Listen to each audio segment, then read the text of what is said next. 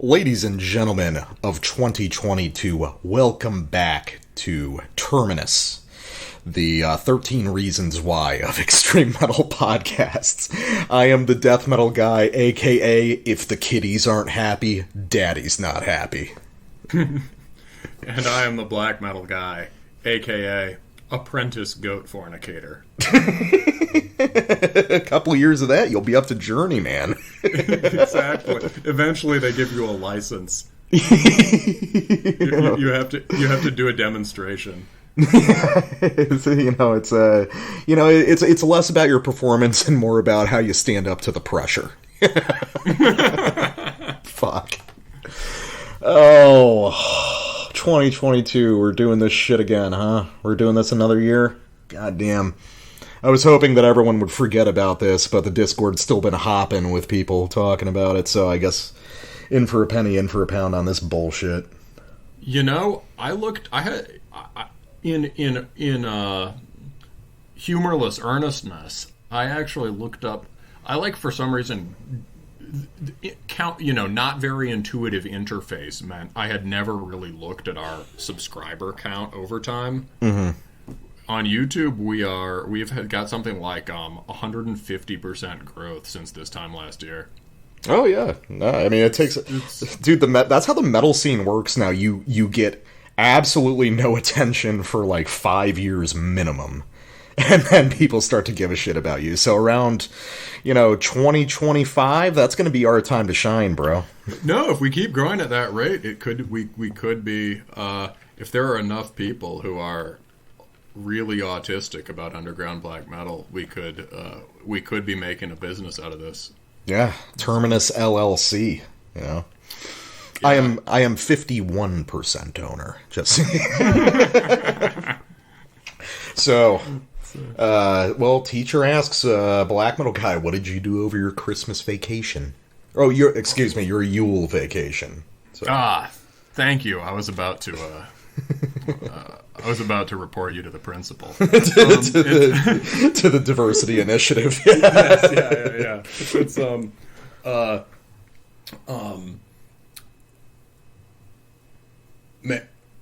man, funny story. I actually tried to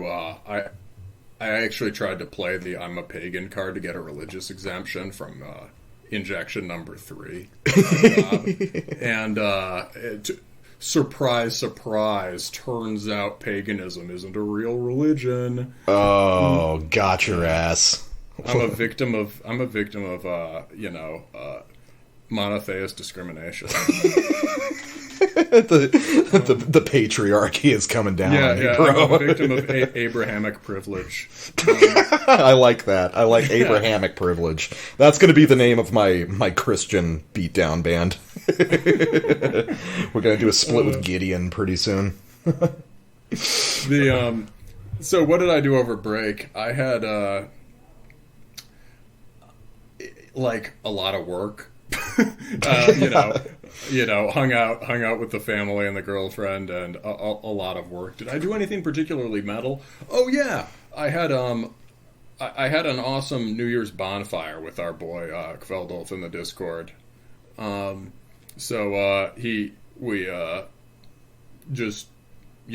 was pretty cold on New Year's Eve, and we just went up in the woods and had a bonfire. Listened to some Oldawon Gash, as a matter of fact. Oh, that's always good. That's probably the appropriate setting, is like chilling with the boys, but in a primitivist way, Yeah, exactly. Yeah. Did you guys say skull when you toasted? Maybe. you can't admit to it, but okay.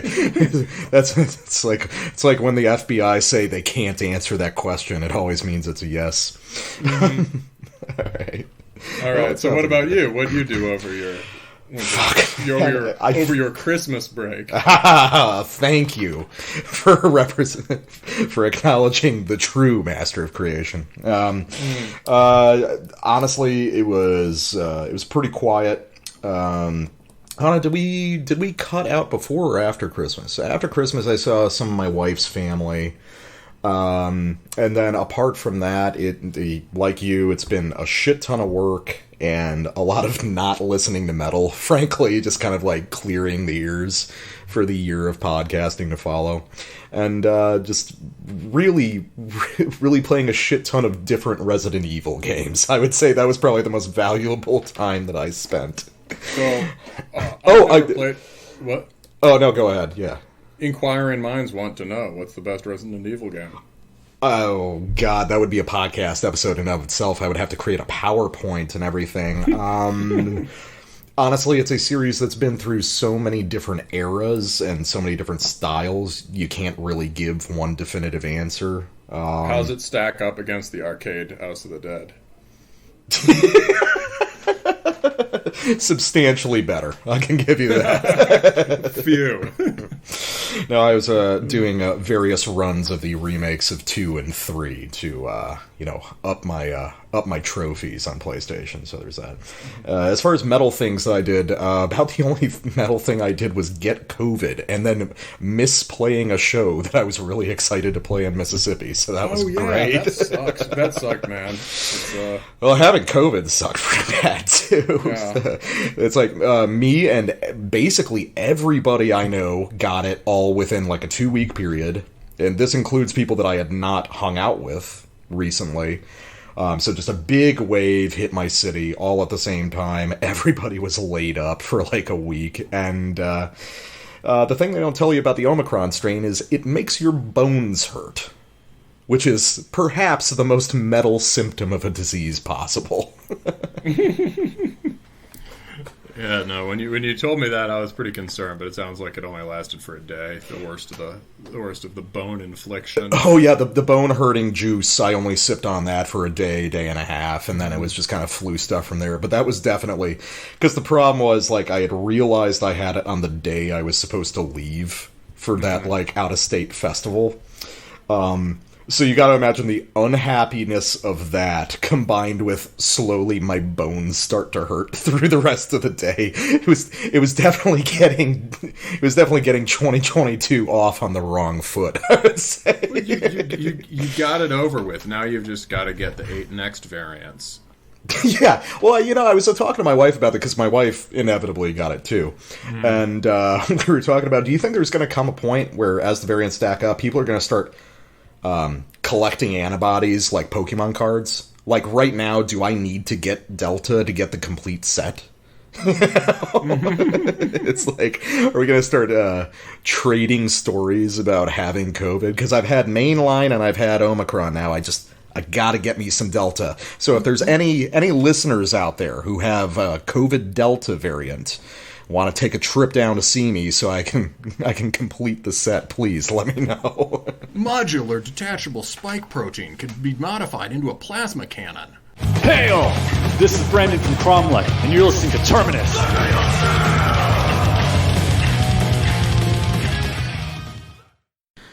Alright, so as you guys know, last year, around 2/3 of the year through, we sort of slowed the pace down on Terminus a little bit, just like to try and save our sanity, and started going a little bit softer with a number of albums. But this time, we're almost going back to the old ways. We've got 3 full reviews for you, just to kind of celebrate the new year, and Terminus actually keeping going, as podcasts are not supposed to do. But before we get to all that and all the content that you want, well, you gotta follow us on social media. You can follow me, the Death Metal Guy, on Facebook at Terminus Podcast, or the Black Metal Guy on Instagram at Terminus Extreme Metal. And then if you're particularly dedicated, you can subscribe to us on Patreon. $3 and up gets you access to the Terminus Prime bonus episodes. Any new listeners, you might have seen in the break, a couple of those came out as public releases, so you can see the kind of content we're doing back there. $5 and up gets you access to the Terminus Discord server, our private server, where we have protracted drunken VC sessions at weird hours of the day because we're spread across the world. And $10 and up gets you access to the God, what is it even called? The Terminus Crucible, or you can vote on the next bonus episode to come out based on a list of curated records that we're interested in talking about. And the next one of those is going to be coming out pretty soon, but it is a bear of a thing to cover. And all the people who are subscribed know what that's going to be. But surprisingly, for our first record of the evening, the black metal guy brought this to my attention, which is hilarious because of the two people here. I'm the one that should have known that it was coming out. So, black metal guy, take it away. What have we got to start? We got the Serpent Noir and Sargeist split called, I presume, in honor of liturgy, Transcendental Black Magic. I thought about that when I first saw the title, Transcendental Black Magic. Shit. Yeah.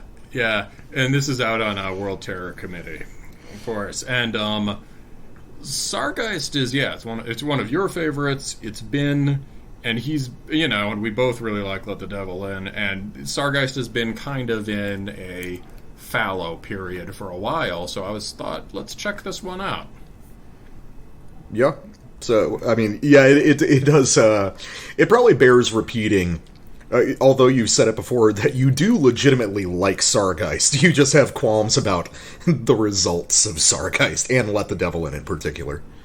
Yeah, exactly. Yeah, no, Sargeist is, cool. Yeah. But yeah. But now we got we've got this split with Serpent Noir, and I do agree, yeah, Sargeist has been through kind of a fallow period. So, like we were saying, Let the Devil In was released in 2010, and that went off like a nuke. And it is still, even a couple Sargeist records later, still kind of the paradigm of the band, and has become, I would say, as a record, has become one of the major paradigms of black metal today. People talk about Sargeist as a whole as being extremely influential, but I'd really pinpoint it to that record in particular. It's that album. Yes. It's that album. If you go back to Satanic Black Devotion, that's a cool record, but you can literally say this riff is lifted from this riff by Gorgoroth, this riff is lifted from this riff by Seigneur Voland. Mm-hmm. It's more of like a raw BM stylistic exercise, like a tribute to heroes. I don't know, how's Disciple of the Heinous Path? That's where they start to pick it up more. I really like Satanic Black Devotion, but yeah, it is just a tribute record to all of their favorite bands. Yeah. Disciple of the Heinous Path starts to congeal more into a distinct idea of what they want to accomplish. That's where, the traces of it, it's Shoutrog on guitar. So, even from the earliest stuff, because you can still get reissues of the Tyranny Returns demo, which is, you might like a lot, because that's kind of nasty, that's like Bathory Stomp version of Sargeist, so it's probably your favorite Sargeist record by default. But yeah, Disciple is where they start to kind of get it together, and then Let the Devil In is where everything comes into full bloom, and, it's still a masterpiece. I still listen to it every few weeks. I was thinking something about that in terms of defining the more polished black metal sound these days. The more polished hook-driven black metal, right? The only other band that's had that kind of impact is Migla, and as you were saying a while ago, you think Migla, in terms of influence, Migla's star has kind of set, whereas Sargeist's influence has never been stronger. Well, I don't think Migla's star has set in terms of influence. I think that their most influential work is done, which is not to, I think they're going to continue to make great music, but I don't think it's going to have an outsized influence. I think that most of... Oh no, they're obviously great. Yeah. I like the last record a lot. But I think the most important things, or at least the most significant things that they've imparted onto the black metal scene, were done with Hearts Toward None and Exercises in Futility, which is okay. If you can get two massively influential records out, you're set as an artist. You've accomplished everything you could ask for. But in terms of being influential everywhere, Migla's the only bands that sound like Migla exist in the floating world of stuff that has nothing to do with the underground, right? That's true. Migla's had an influence in a broader sense, felt in more ways in different places. But like in terms of bands that are directly influenced by, like Sargeist is doing really well, and doing really well across the spectrum, from like the fluffiest, the sort of fluffiest disposable website black metal to stuff in the, people getting their Go to War X vinyls flipped. Yeah, Right? yeah, that's true. Sargeist has it. Mgla has been more broadly influential across metal and kind of like outside of metal as well. Sargeist has been more intensely influential within black metal itself. And I suppose also just like within Finland. Yeah. Like, which is, that's a whole conversation in and of itself is, where does this riffing style come from? Because there's a lot of different things. And that's something we're probably going to be talking about across this whole episode. This is a Finnish episode we have. Yes, this is another Finnish dedicated episode. Yeah. With a lot of interesting parallels between all the records, actually. Yeah. But before we get too into the weeds, because that's the second half of the split, let's start by talking about Serpent Noir's side. Now, this is a band that I was not familiar with at all until I listened to this split. Were you familiar with these guys? No. You could riff on it a little bit. Black metal guy, Jesus Christ, leave me hanging. It's fucking the principle of improv is yes and, No, but so Serpent Noir, for those who aren't familiar, are a black metal band from Greece who apparently have been around for a while. Looks like they formed in 2006. First EP was in 2010, and they've had a few full lengths out. But for some reason, I've probably seen the name around, but I hadn't really seen people actively talking about this band.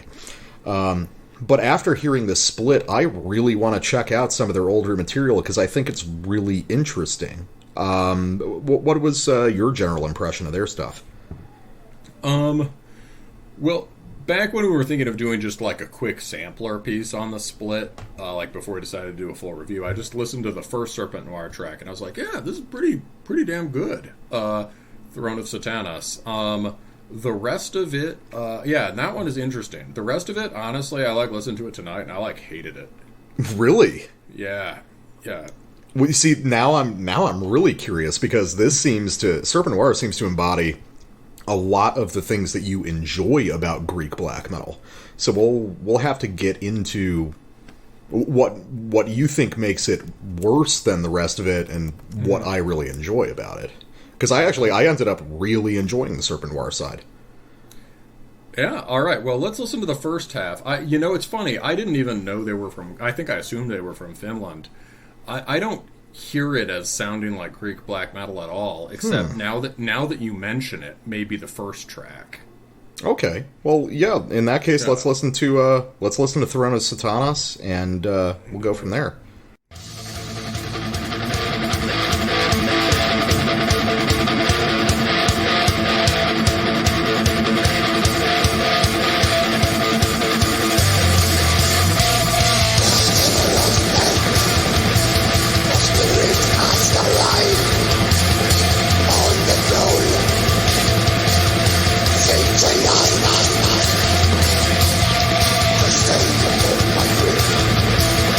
Time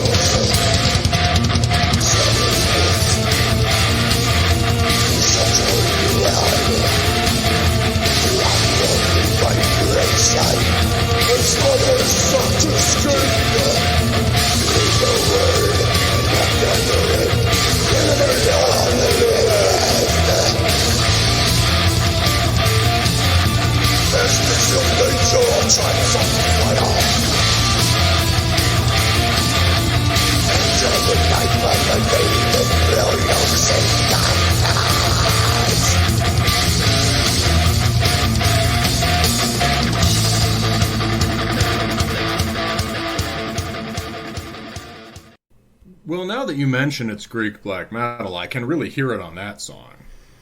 I think it's pretty distinct through this side of the split. I mean, we talked about it a little bit. I don't know if it was last year or in the first year we were doing the show, but the idea that, you know, the defining characteristic of Greek black metal is its tighter than usual connection to, like, heavy metal and certain kinds of rock music.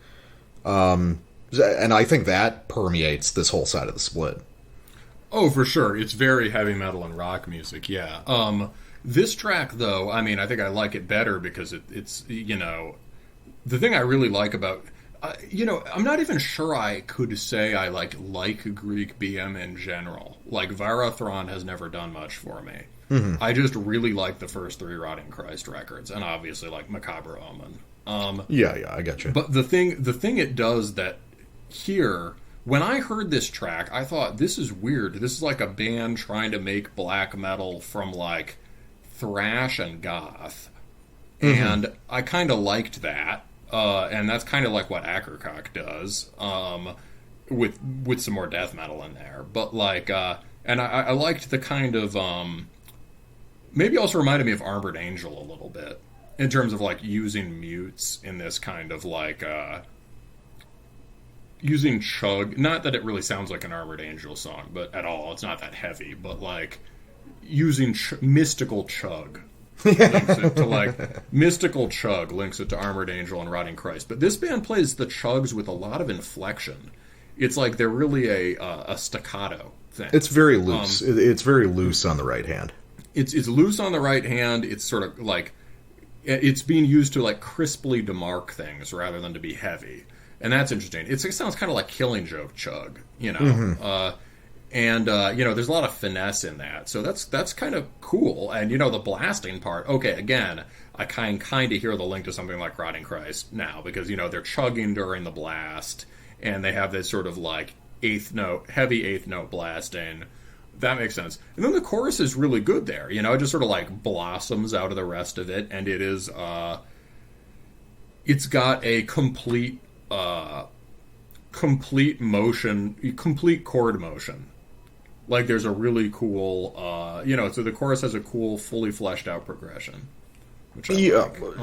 Well, I think that's one of the things that intrigued me about this side of the split, was the idea, a lot of these songs are sculpted in such a way, they're almost like trad metal songs, in that they have kind of bookending parts, and then tend to be dominated in the middle by kind of an extended instrumental section. Mm-hmm. That's usually governed by the lead guitar.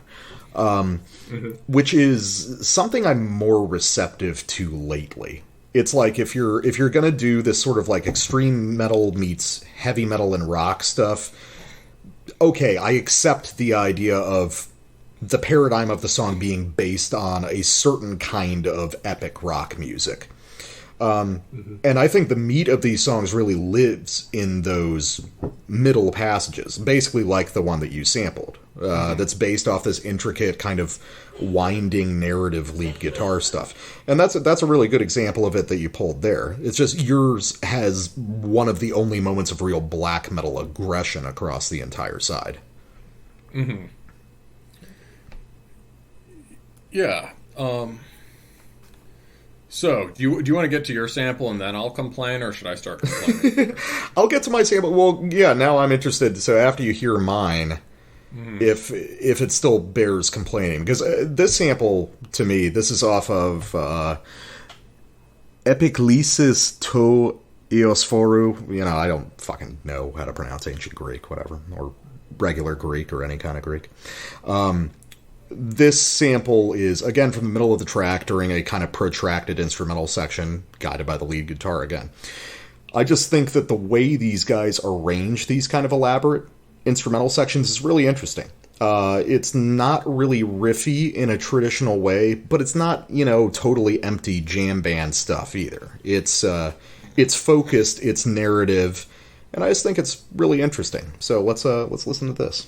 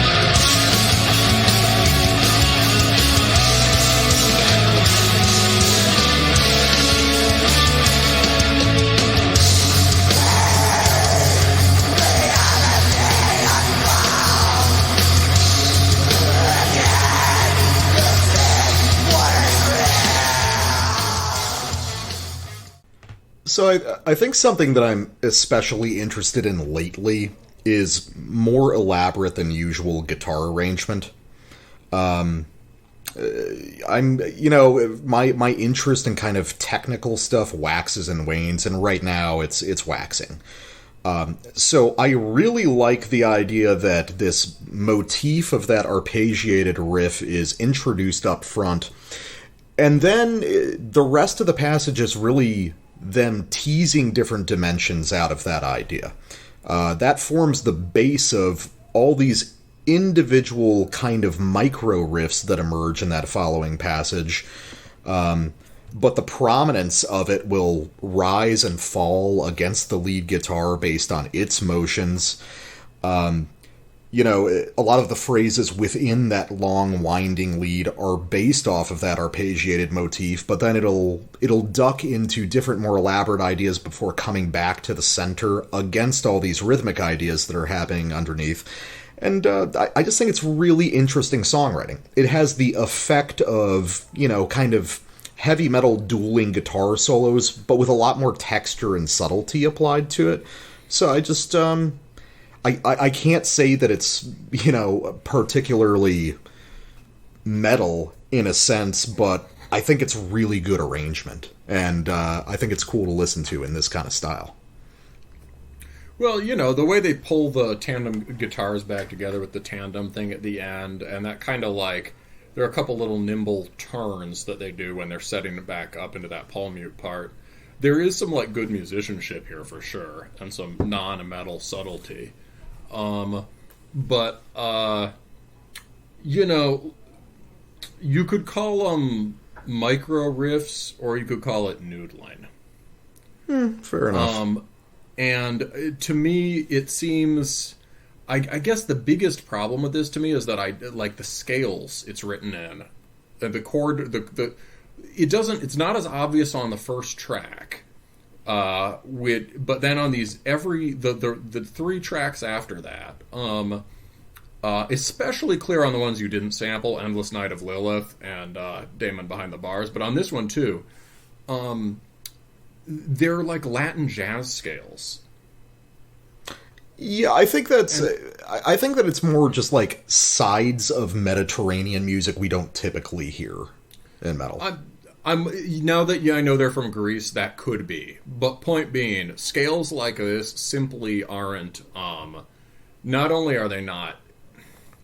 like, maybe if I heard someone doing a Greek street ballad on acoustic guitar in this kind of mournful sort of, not really mournful, in this kind of, like, conventionalized minor key, maybe it would have more of an impact. But as it is, it sounds like the kind of flattened, not flattened, it sounds like Latin jazz. The chord progressions, like minor 1, minor 4 and stuff, it's very like Latin jazz. And it has the same kind of vamping that you would get in a jamming jazz combo or in a, classic rock band. And I'm thinking in particular Santana, and like not cool Abraxas Santana. I'm getting Santana feat Rob Thomas vibes from this. You've used that exact description for something in the past. I know that. Yes. And I think it's more justified here, whatever that was. Like, this is, like, over any part of this record, or of this half, especially these 3 songs, you can go like, that's so smooth. And like, so the note, to me, like the scale, the chords and the scales used really just suggest, it has this kind of like slinky sensuousness to it that is not, that's like a very conventionalized pop thing, and it also evokes, James Bond movies, like spy movies or whatever, and also that sort of corny idea of cool from back then. There are bands that plug into somewhat similar places in a much more convincing way. So I'm reminded of Montuln, who you brought on the show last year. I didn't love that record, but mostly because of the sterile production. Montuln incorporates Latin stuff in a much more powerful way that seems closer to flamenco. And also, in terms of like spy-y soundtrack, sort of like slinky rock and roll spy stuff, Morte Incandescente, where you have the secret, you pointed out the secret agent man riff. Yeah. And so this, I mean, maybe there's a thing where that's starting to become more of a viable option now, but this take on it reminds me of the things I like least about it. It's just the way that, like, I think when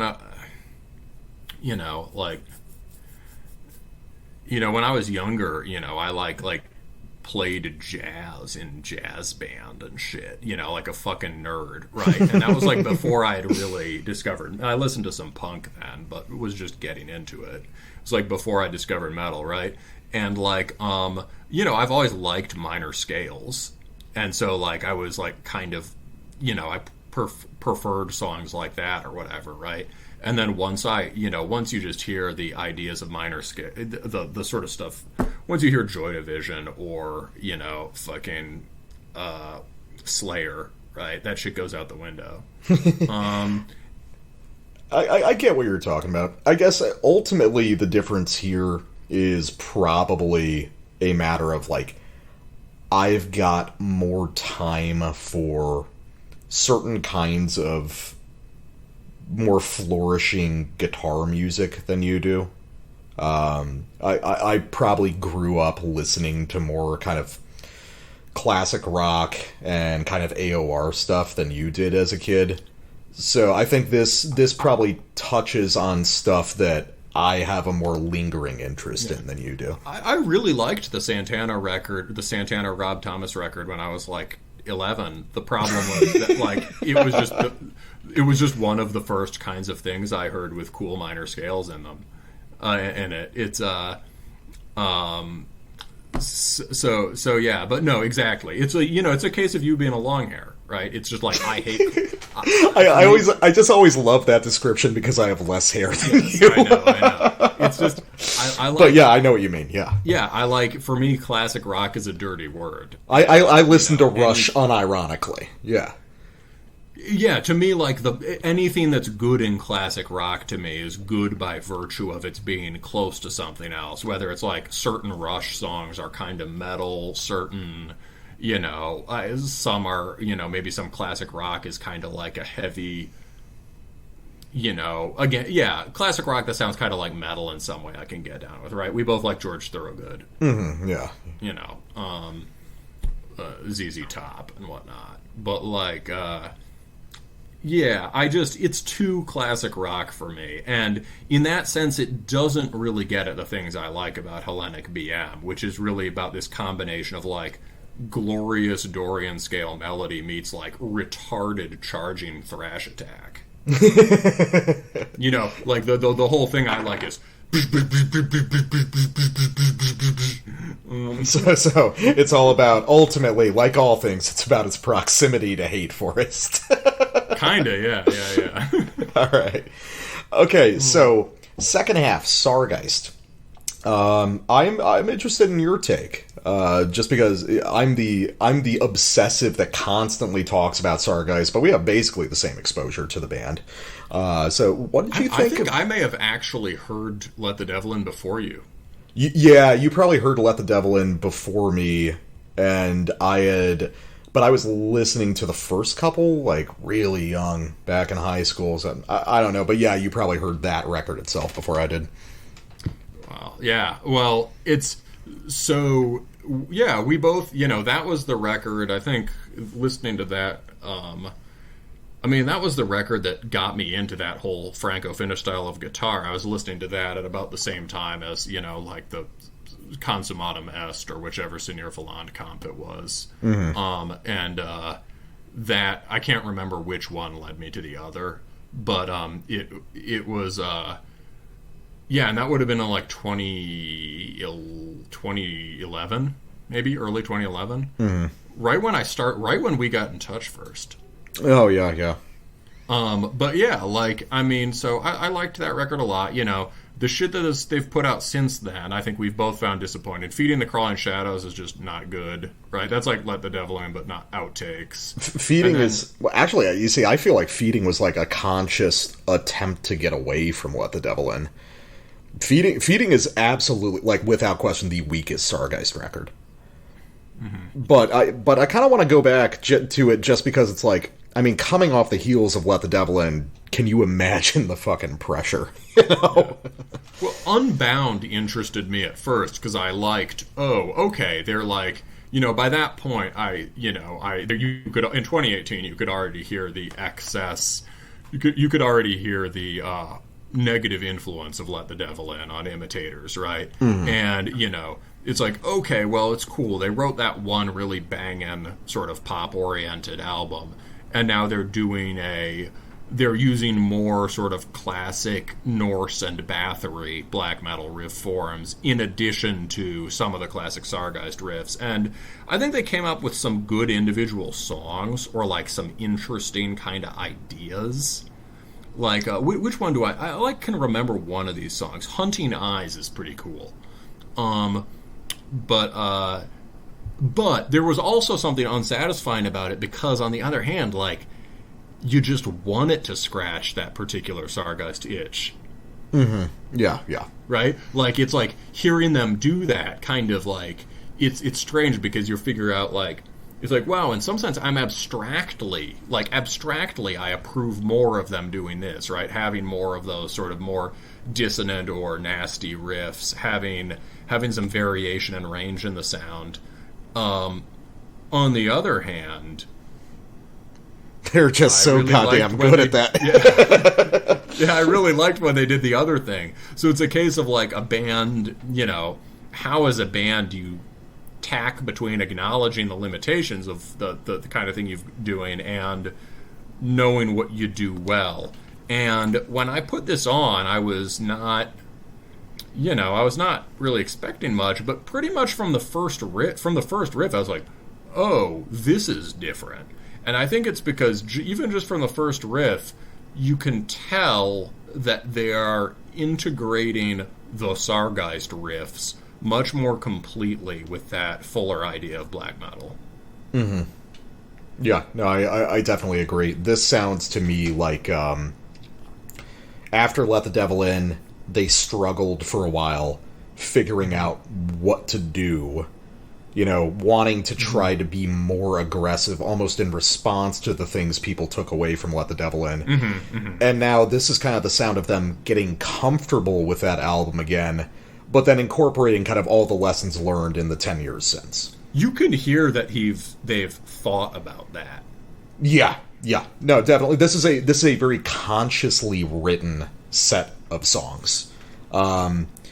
It's weird to say. It's weird to think of Sargeist under the terms of something like, abandoned dialogue with itself, but they kind of are, you know. Well, yeah, well, it's because Shatrug is a consummate craftsman, right? I mean, although Sargeist is the most popular thing he's done, it is also for him a deliberately narrow exercise in a certain aesthetic that is in some way less ambitious than Horna. Yeah, it was always supposed to be a side project, but it ended up metastasizing and sort of, consuming his career in a way.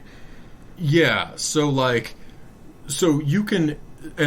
fact that they tried to get away from that sound only speaks well of them, and it makes sense that it wasn't going to quite land the first time. It was the other thing that he's been negotiating is like, how do I get out of the Let the Devil In trap? Well, let's turn this into a full band.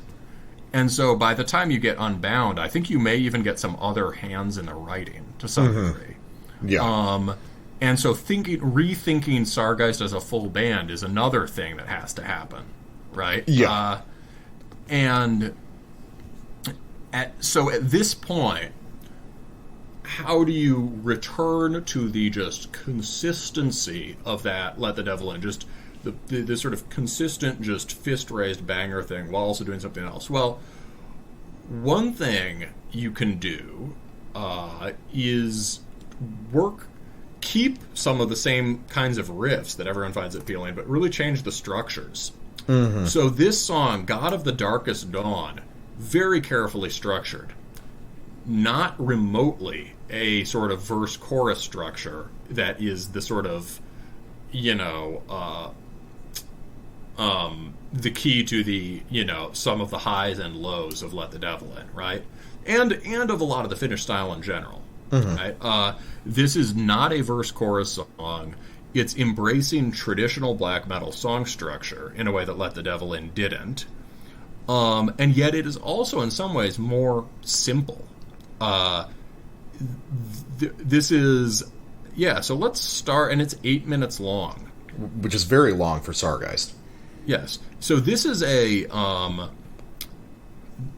so let's just... This song starts... We're starting right after the first A-B sequence. So we hear riff A, riff B, and then we are diving in on riff A, second repetition.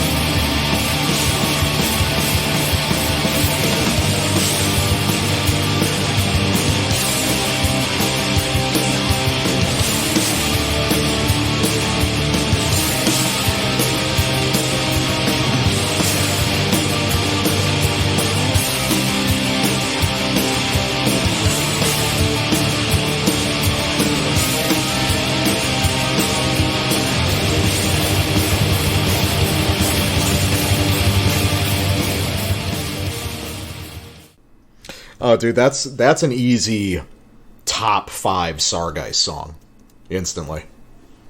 Yeah, you think? Oh, yeah.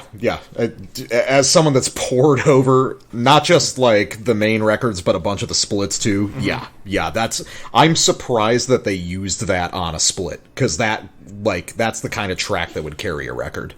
Bodes well for the album. Oh, dude, I'm fucking stoked. I wrote that in the notes. I am really stoked to hear the next full-length now.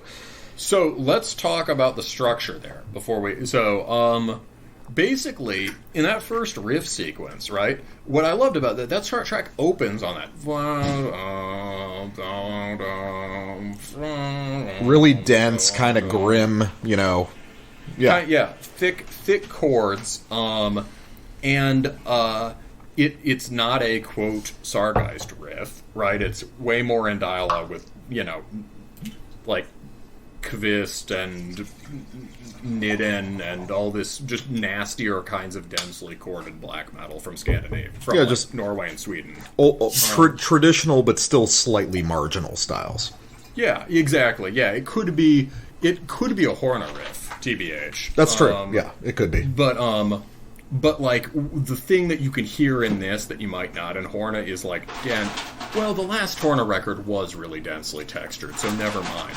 It's kind of a Horner riff, but it's got this like, it's not, and so they come in on that, and I'm instantly like, oh, that's interesting.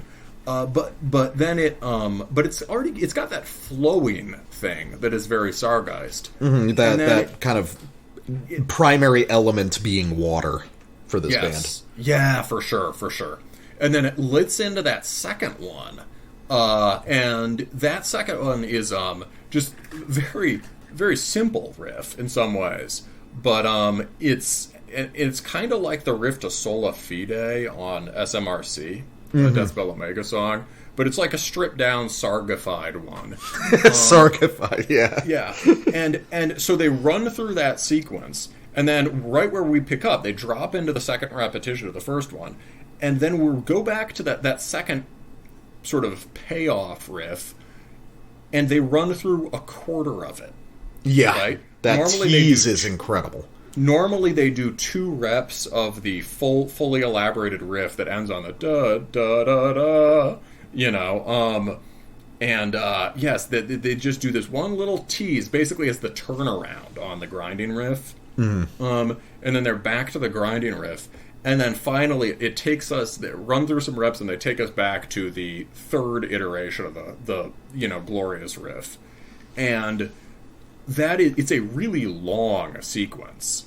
Yeah. There is absolutely no attempt to do anything else. They're just hanging out on those 2 riffs, each of which they play 3 times, and that's like a Dark Throne way of structuring a song, or like a Hate Forest way of structuring a song that is very capital B, capital M black metal, and quite different from sort of punchy song-based stuff. Well, it's interesting just to see what happens to Sargeist when you just expand the palette a little bit. It's just like, instead of 5 minutes, you have 8 to work with. What happens? And a lot of it is the same stuff, but then... just because they have such, intelligent songwriting minds, even if there's not necessarily more riffs than on one of the 5-minute songs, the way they manipulate those riffs and chop them up and rearrange them creates something with, like, that's more than the sum of its parts. It has greater depth as a song, even if the constituent parts are the same as they would be on the 5-minute version. Yeah, so that ties in nicely with what I was going to say, which is like, let's just talk about that A-B sequence as more than the sum of its parts, right? Mm-hmm. If anything, the first riff is kind of more sophisticated in some ways than the second one. Yeah. Although the second one has this lovely harmonization. He's just a master of changing the bass notes in the right way. Mm-hmm.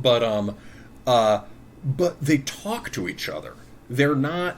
You're hearing it wrong if you hear riff A as the verse riff with the chorus riff following it. And you can tell that's the wrong way of listening to it because nobody repeats the verse 3. Nobody just oscillates between verse and chorus 3 times in a row. Yeah. Right? Unless you're a second-rate DB band, right? But even those, and I say second-rate because the best DB bands know that second riff just isn't a chorus. Yeah, it's right. So they go together, and the second one does have this payoff or release thing. It has sort of tension releasing. There's a shift in tonality that's powerful there, right?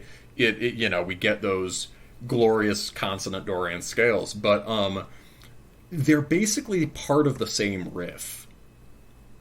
Yes, like it's not that there are these two riffs. It's one sequence that has like 4 reps of one melodic idea and 2 of the next. And they well, the contrast is what gives them their individual power. Yes, and also the way that, like, I think there's a subtlety with rhythm on this record that, correct me if I'm wrong, but was not on Let the Devil In. I mean, possibly, yeah. You could hear Let the Devil In tending towards... The thing that he did there really well, right, is he has this Baroque music, right, highly influenced by Baroque music, and that sense of, like, processional geometric alignment, right? Like, on a riff to Empire of Suffering, just like 1, 2, 3, 4, 1, 2, 3, 4, 1, 2, 3, 4, 1, 2, 3, 4. And because they pioneered the grid-written riff. Exactly, exactly. But it doesn't, for the most part on that record, it doesn't sound grid-written because the melodies have this internal drive to them, and because he has this incredible legato power on the guitar, right? It's not static and dead. Right? And then when bands start ripping that off, you get the grid-written Franco-Finnish standard black metal song, right? This record, both of these riffs, especially the first one, plays against that geometry. The first one is like, it's a pulse riff. It depends on these like little fluctuations. And now I'm hearing it on my headphones. There's really good play with the 2 channels. They're moving out of phase. The riffs, they're slightly different riffs being played in each channel, and it just has to do with where the pulse emphases are being placed. And when the second riff, when we light into B, the timing on when the first note hits is different subtly from the timing on every subsequent repetition of that phrase in the riff.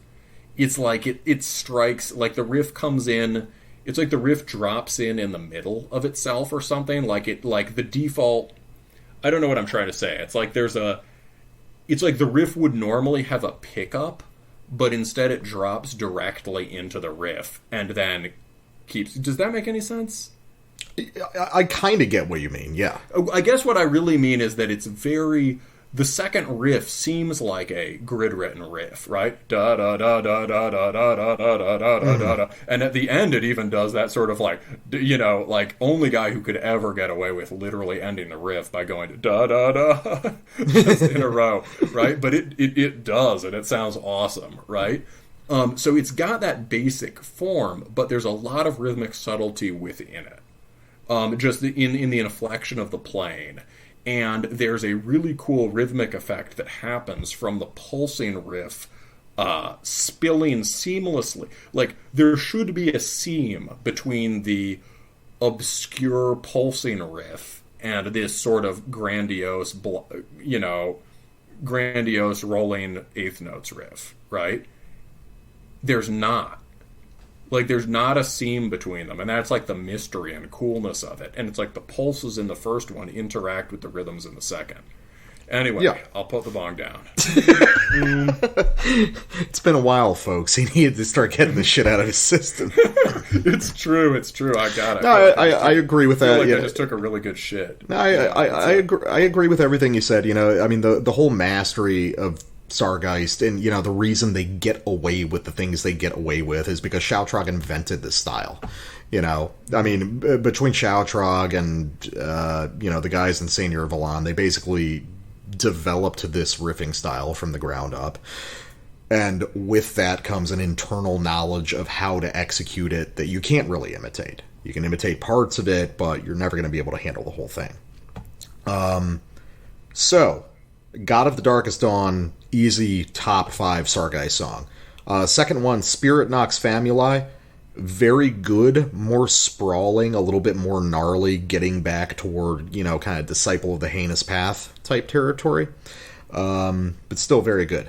What I want to get to is the final song, the short one called The 11th Claw. I just want to listen to a little bit past the opening of this, where we're going to hear Sargeist do some stuff that they've never quite done before, and it's clearly in some sort of dialogue with another very important band. And I don't know why it surprised me so much, because of course they would, but let's listen to Sargeist's take on Magla.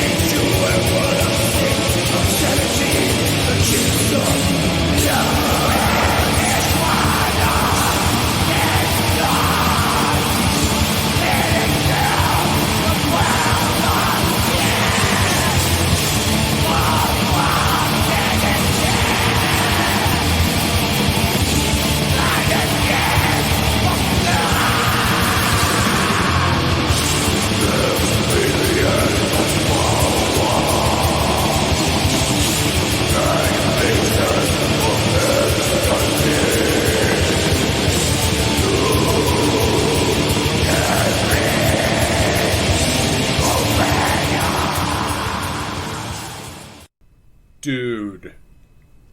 So I'm not crazy. That is directly referential, right? Yeah, I mean, you can imagine him doing something.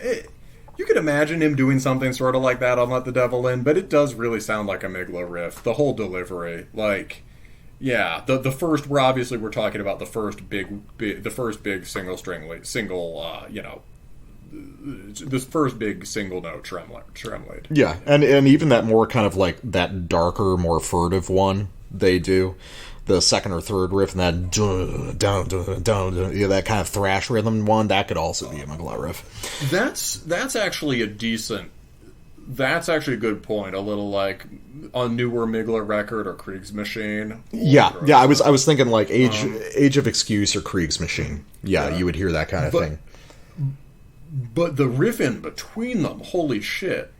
Like that's the big florid Sargeist riff. Yeah, it's interesting. It doesn't sound like a Sargeist riff to me. You don't think so? Like it's too lush. Like the textures aren't as restricted, and it's got like the two channel thing there is crazy. He's got, again, it breaks off into two different riffs basically.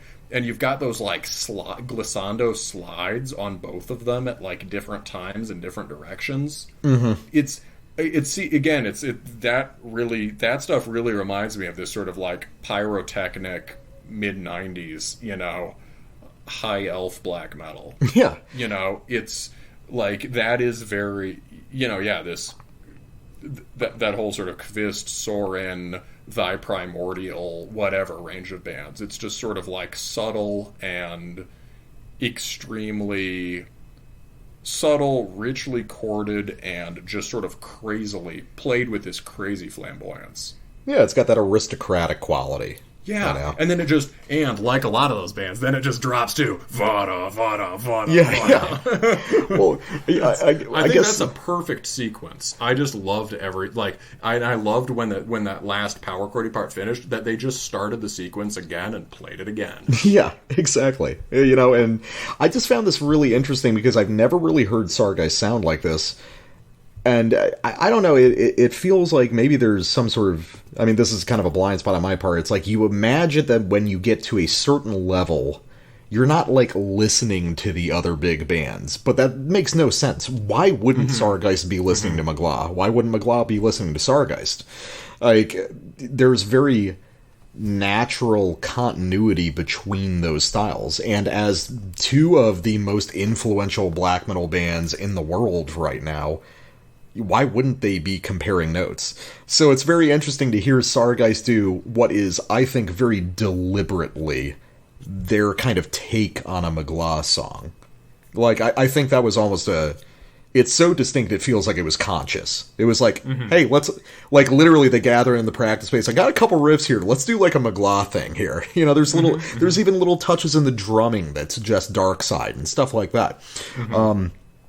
So, with those two powers combined, if we, one day in the near future, we will have the ultimate Magla and Sargeist fusion band, and that will announce 1,000 years of darkness in black metal.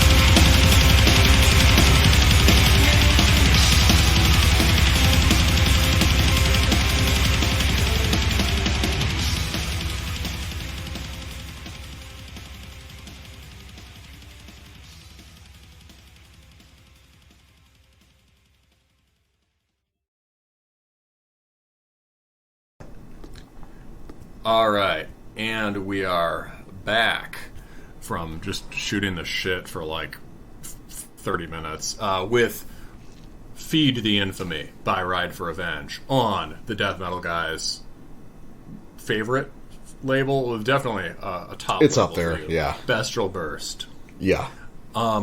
They thought they could slip this one by us. They thought if they released it on December 31st, Terminus wouldn't cover it. Well, they were wrong. You're not going to escape the attention Ride of for Revenge. You're not going to escape the attention of a guy with a Ride for Revenge tattoo. or me, a guy with 2 Ride for Revenge shirts. I like that you're the guy that introduced me to Ride for Revenge, and I'm the one that got the tattoo. Oh, it's one of my best intros, introductions. I feel good about that one. Oh yeah, dude. I've got a fair amount of real estate dedicated to that one. So yeah. Well, it's because you got a big ass. that would be good. I should get a second Ride for Revenge tattoo on my ass. I have 2 shirts. You get a second tattoo. So, yes, Ride for Revenge could not prevent us from loving their record, unfortunately. So, this is a band that is dear to both of our hearts. And we've talked about them a lot over the years. How would you describe Ride for Revenge for our fans? I guess a lot of people who like this show probably like Ride for Revenge already. I bet. Not like, yeah. There's a lot like a household name. Well, there's a lot of like Bestial Burst crossover in our listeners, I think. Well, I think just based on the notes, I would describe them differently from you. So if you look at Finnish extreme metal, I see there as basically being 2 wings. One of which we covered on the last segment, which is the Franco-Finnish kind of melodic black metal idea. And the second being the one that is kind of centered around Bestial Burst, which is slower, noisier, more experimental interpretations of the outlines of ideas laid down by Beharit way back in the day. Ride for Revenge itself actually varies a lot over the course of their career, and we'll talk about that a little bit. So, well, you could just put Bestial Burst stuff in as a offshoot of the Beharit Archgoat style. Yeah, it is even. Yeah, it's even noisier and more experimental. Yeah. And, the Beharit Archgoat style is still around, in part because Archgoat is still around. But, there are younger Finnish bands doing things like that, too. Like the legendary Anal Blasphemy, who I mention occasionally. I was just going to say. Yeah! Although they've got some of those, Finn Black riffs in there, too, which is one thing that makes them just unique. Oh, do they? I haven't listened to some of their more recent stuff. I mean, I like the fact that they're like black metal artery eruption. It's this is barely music type shit. just drunk Finns in their basement raping nuns, So Ride for Revenge, it really depends upon the record. Because even as simple as their music is, there's a ton of variation. So we got into Ride for Revenge, or you did, and you introduced them to me. Back in the late 2000s, early 2010s, where they were a bass-only, sort of noisy black doom band. And then guitars became incorporated after that, and now it's kind of a toss-up of what you're gonna get from album to album. And this will be an interesting discussion because I think there's different things about this band that we really emphasize that are our favorite aspects of it, because it's amazing how much depth there is within this band despite how incredibly primitive the music is. But how would you describe it? Because I'm sure you have a different take on it.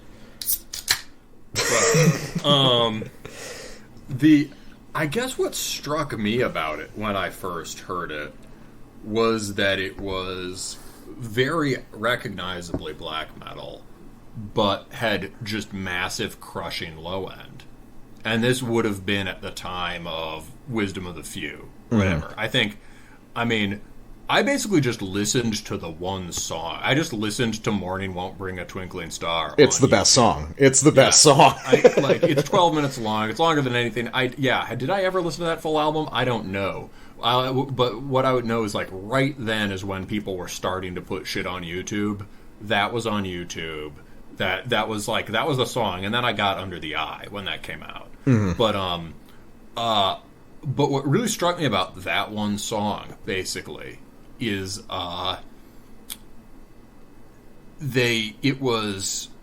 had this powerful low end that you don't usually get in black metal. Maybe you got on Drawing Down the Moon, but like a really extreme version of that, and moves at very low tempos. But the way it moves at those low tempos is not like Doom, and especially not like the extreme Doom that it most closely resembles. Ride for Revenge has this, they have what you could call, like, it sways and lurches, but always with this sort of extreme syncopation that's, like, even more exaggerated than, like, beat down. I heard this and I was like, this is like primitive black metal that works like a mosh-driven hardcore band at half the tempo. Mm-hmm. And this was right about the time we were also listening to, like, Straight Savage style and stuff. Yeah. Where, like, the first Xibalba record was coming out. And so it was like, here's a band that is producing adjacent effects in a completely different sonic tradition, right? Yeah. That's coming out of these, Finnish bands, and before that, Hellhammer. And, you know, it's, this is what, I wrote this in the notes for later, but I could say it now, you know, it's like, to me, it seems like Hellhammer is just the band for Ride for Revenge, and they work on, like, drawing out aspects of the sound, this potential for, like, super crushing, down-tempo music that's not fully fleshed out there. And that's, like, most of the riffs, if you wanted to try to convert them into a faster riff, would be, like, Hellhammer riffs of some kind, in that vein. And that's that's their influence, Hellhammer. But then they have this complete encyclopedic awareness of everything else in the sonic space around Hellhammer, irrespective of its genre. Yeah. Right? So, like, we talked about Beharit, but you could equally say this has something in common with Reverend Bizarre. Yeah. The only, also Finnish, and the only old-school sounding Doom band you should listen to. They are very good. There's a couple others, guys, but Reverend is good. I know. It's, you know, they've got those bellowing vocals, and it's basically extreme metal, right? Yeah, it is. Pummeling. So, this is, I guess I think of this as just, like, intoxicated body music. Oh, it's constantly drunk. Mm-hmm. It's constantly drunk and sometimes on heroin. For sure. Morning Won't Bring a Twinkling Star is on heroin. It's the sound of shooting up heroin and then going into the woods for, like, a satanic sacrificial ritual. It's awesome. It's such a distinct atmosphere that this band has. Shooting up heroin to kill the empathy. Yeah, no, exactly. It's like, it's this, like, I love the idea that they kind of channel this energy of certain parts of, like, marginal second wave of, like junkie Satanism, you know, like Mysticum style or, like, mutilation style to a degree. And it's just like, yeah, I like doing hard drugs and being evil. That's my favorite shit, you know? Yeah. But so this album in particular, though, I would say, so I would argue that for the band itself, the primary influence is Beharit. That's the dominant thing. But for this album, yeah, absolutely Hellhammer. I agree with that. This is, at least to me, kind of different in their discography, because I called this in the notes, like, this is Ride for Revenge doing a party record, in a sense. Like, I can imagine listening to this around other human beings and drinking beer and, like... Under the Eye is like that, too. Well, my favorite ever is Wisdom of the Few. So... Yeah. No, I think that is the Ride for Revenge album. Like, it's just the most extreme. Under the Eye is when they incorporated the guitar, and at that it doesn't sound like it. I was like, I saw that they had the guitar on Under the Eye, and I was like, where? Like, I can't even... I can tell. It just creates more of the big fuzz. But they create... It's got a bit of a sort of a flat, like a wider sound on Under the Eye. But that's where they get those sort of more of those shorter songs and these kind of driving Messiah and Triumph of Death type grooves. Mm-hmm. But like it's but so I think, like you said, they really sort of have a couple. There's like some poles that they move between, right? The really slow stuff, and then the really slow, deliberate, long songs, drugged out, and then stuff that's also drugged out, but more like for crashing into furniture. Yeah, they'll occasionally have some really aggressive, almost like borderline crusty stuff here and there. Yeah. But this record tends to move at a comfortable, like, low mid-pace. And the whole vibe is kind of different. You're not really on this... So my top, my meta commentary about this record is, I like this a lot. It's not my favorite of the discography, because for me, Ride for Revenge is... My favorite parts are the most extreme and noisiest and kind of minimal weirdo shit. Sort of the least metal parts. Mm-hmm. But this might be one of the best things in their discography as a heavy metal record, if that makes sense. Yeah, to me it seems like it does.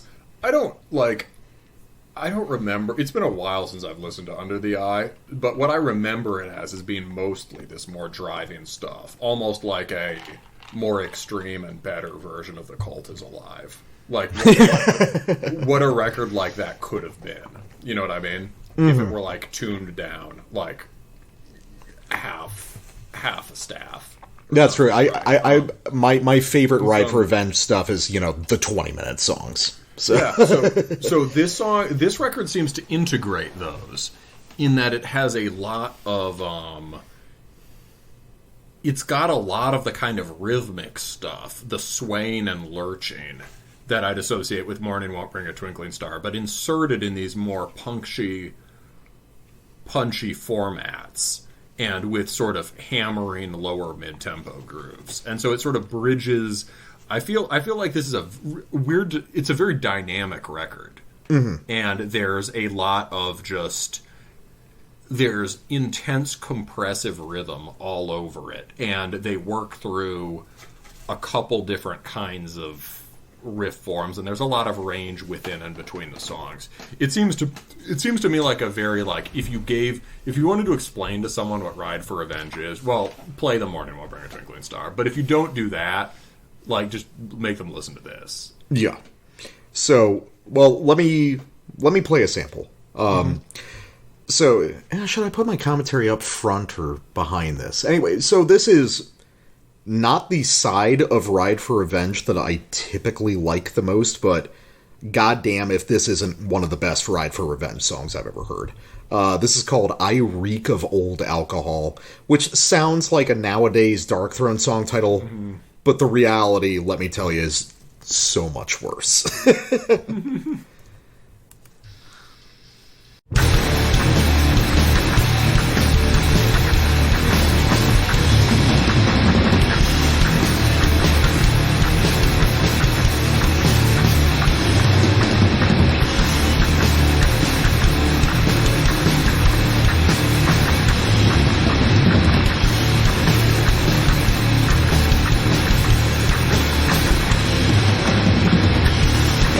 Die, the grave and cold.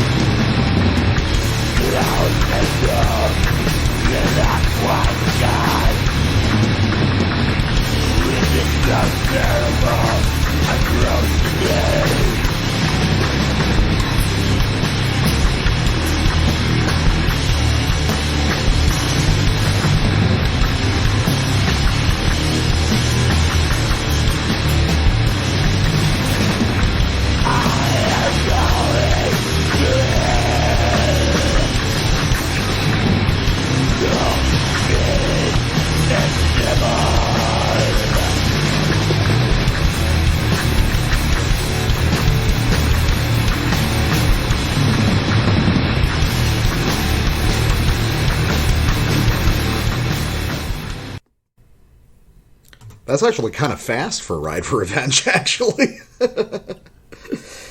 Yeah, they're taking the lurch riff and pushing the tempo on it. Yeah.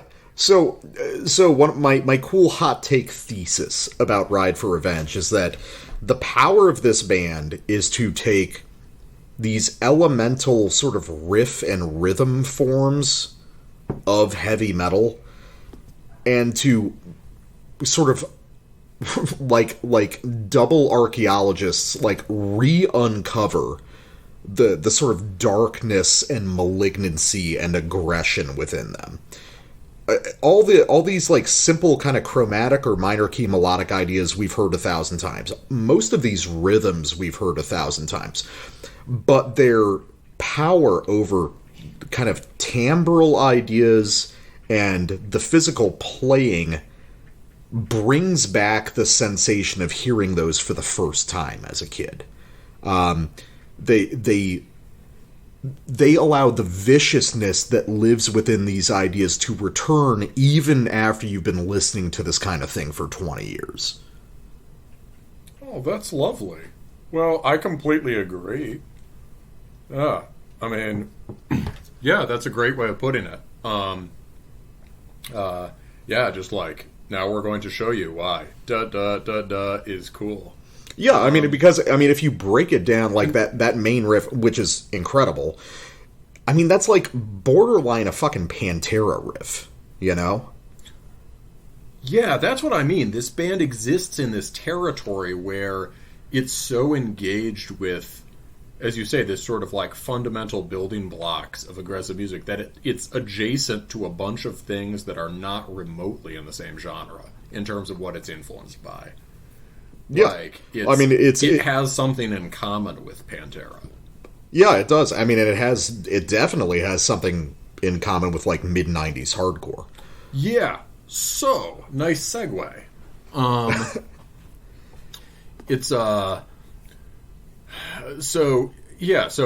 Basically I completely agree with what you just said, and now let's listen to the track written for the band. They named for the band.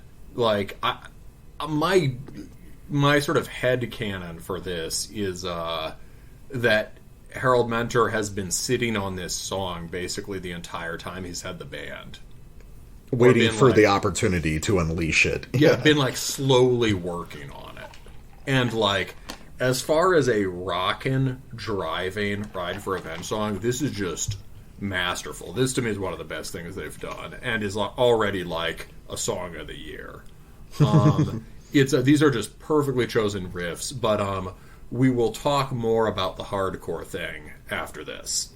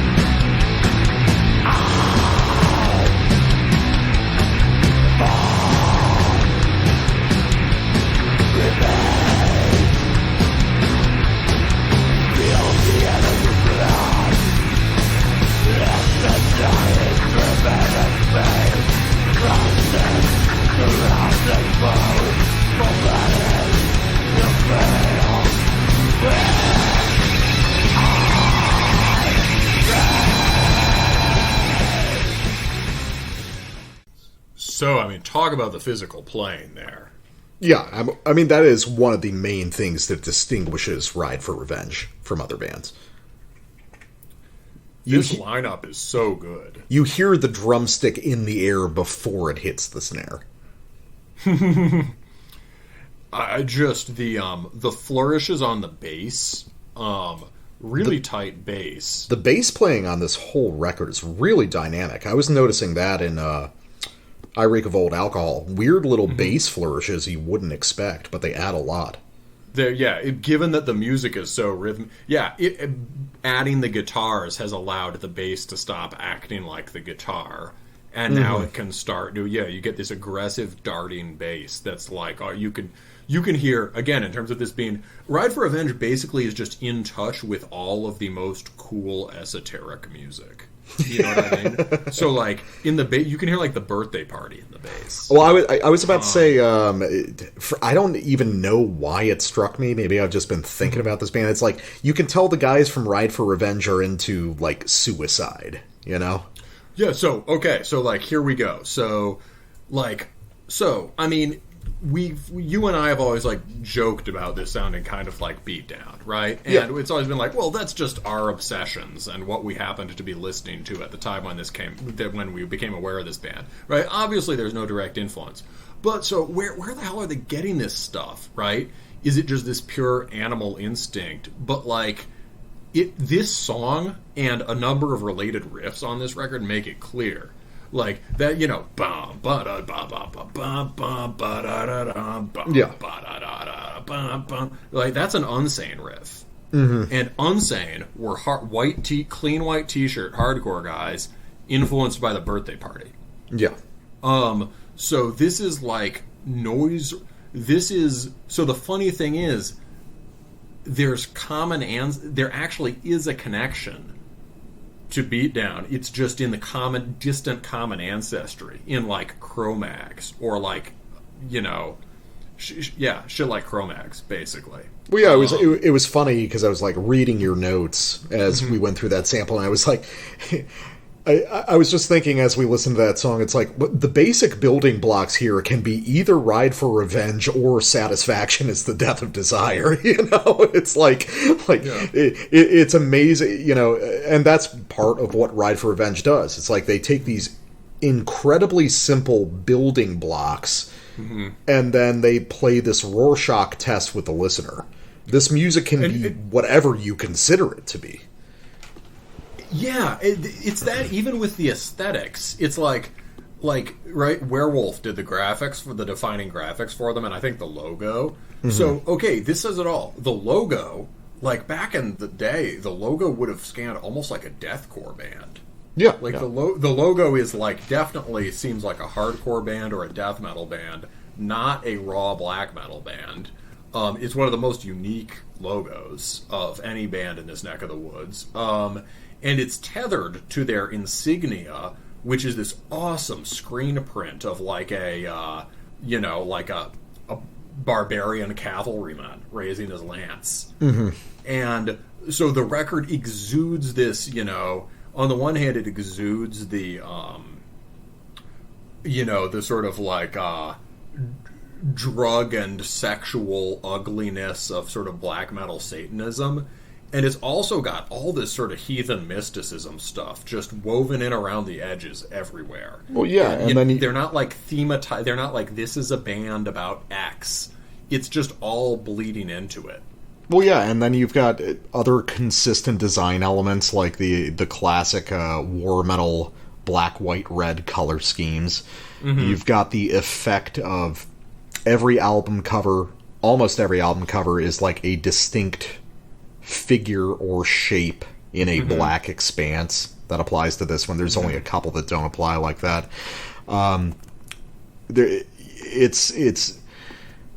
It's black metal structure aesthetically, but then it's kind of up in the air as to what they want to incorporate into that. It's just a band. Yeah, they're what they want to be. Yeah. The song titles are the coolest things. Like, every one of these titles is the coolest thing ever. Yeah, that's they're not a leather jacket band, but there's a quality to this of like Ride for Revenge is extremely cool. Like, I'm kind of surprised. Like, why haven't hipsters picked up on Ride for Revenge? You know? I know some dudes who are like, well, actually, I don't know. Never mind.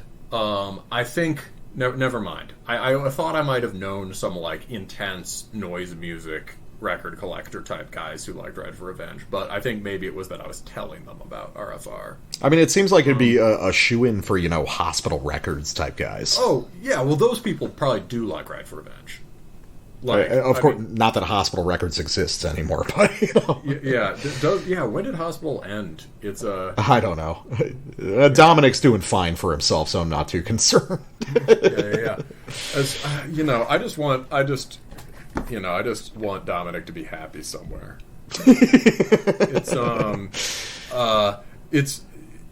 He's adorable when he's happy. Anyway, okay, so we gotta listen to this album's equivalent of Morning Won't Bring a Twinkling Star, of course. I want to play The Altar of Eternal Power Fire. Hey, Black Metal Guy, do you want to hear a song with one riff? You know I always and only do. Let's go.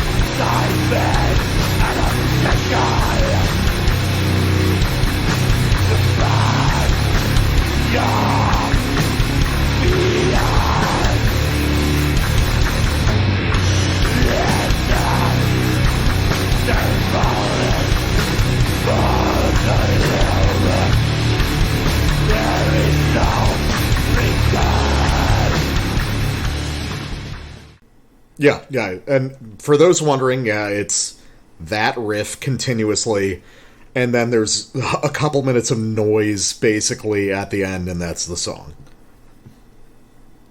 And it rules. Yes! Yeah. It's a killer riff. I mean, it's not a riff. It's something so primordial. Somehow, Ride for Revenge takes these, like... I wonder if they outsource their riff writing to guitarists who, like, are really into metal but just started playing, like, 3 weeks ago. And it's like, you write a riff and then you give it to us. And then we're going to transform it into one of the most powerful things ever just through virtue of our playing it. You know? Yeah, they all have... I mean, you know, yeah, this band is...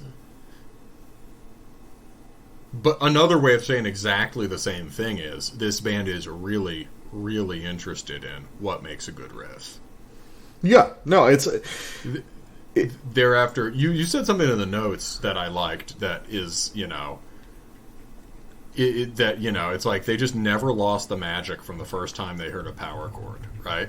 Yeah, I mean, that goes hand in hand with that whole idea of, recapturing that sort of, like, dark magic of when you first heard this. They never gave that up. They still feel that every time. With what I say about being deliberate about the power chord, taking it for granted, and taking it as a chance to write these sort of elemental melodic figures. It's like this band, like, this is like... another really cool band that Ride for Revenge is like is the Stooges. And the bass playing is, the birthday party is basically commentary on the Stooges. So the funny thing is, this is the kind of primitivism you got in Funhouse. And the sort of the sort of intensely syncopated rhythms, the stabbing bass in there or whatever. It's like on just on this track in particular, like you could think of that as like stuff on Funhouse.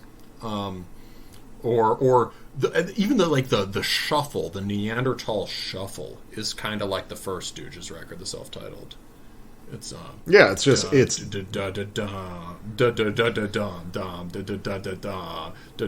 no fun, girl, it's just kick drums in perfect synchronicity with the riff.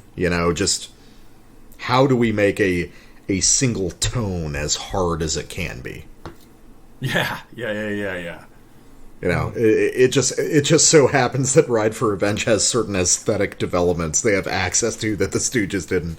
If the Stooges were around now, they would probably do stuff like this, Oh, for sure. I think they probably like it. It's like, this was the idea the whole time. We just didn't have the technology for it. Those guys stayed cool.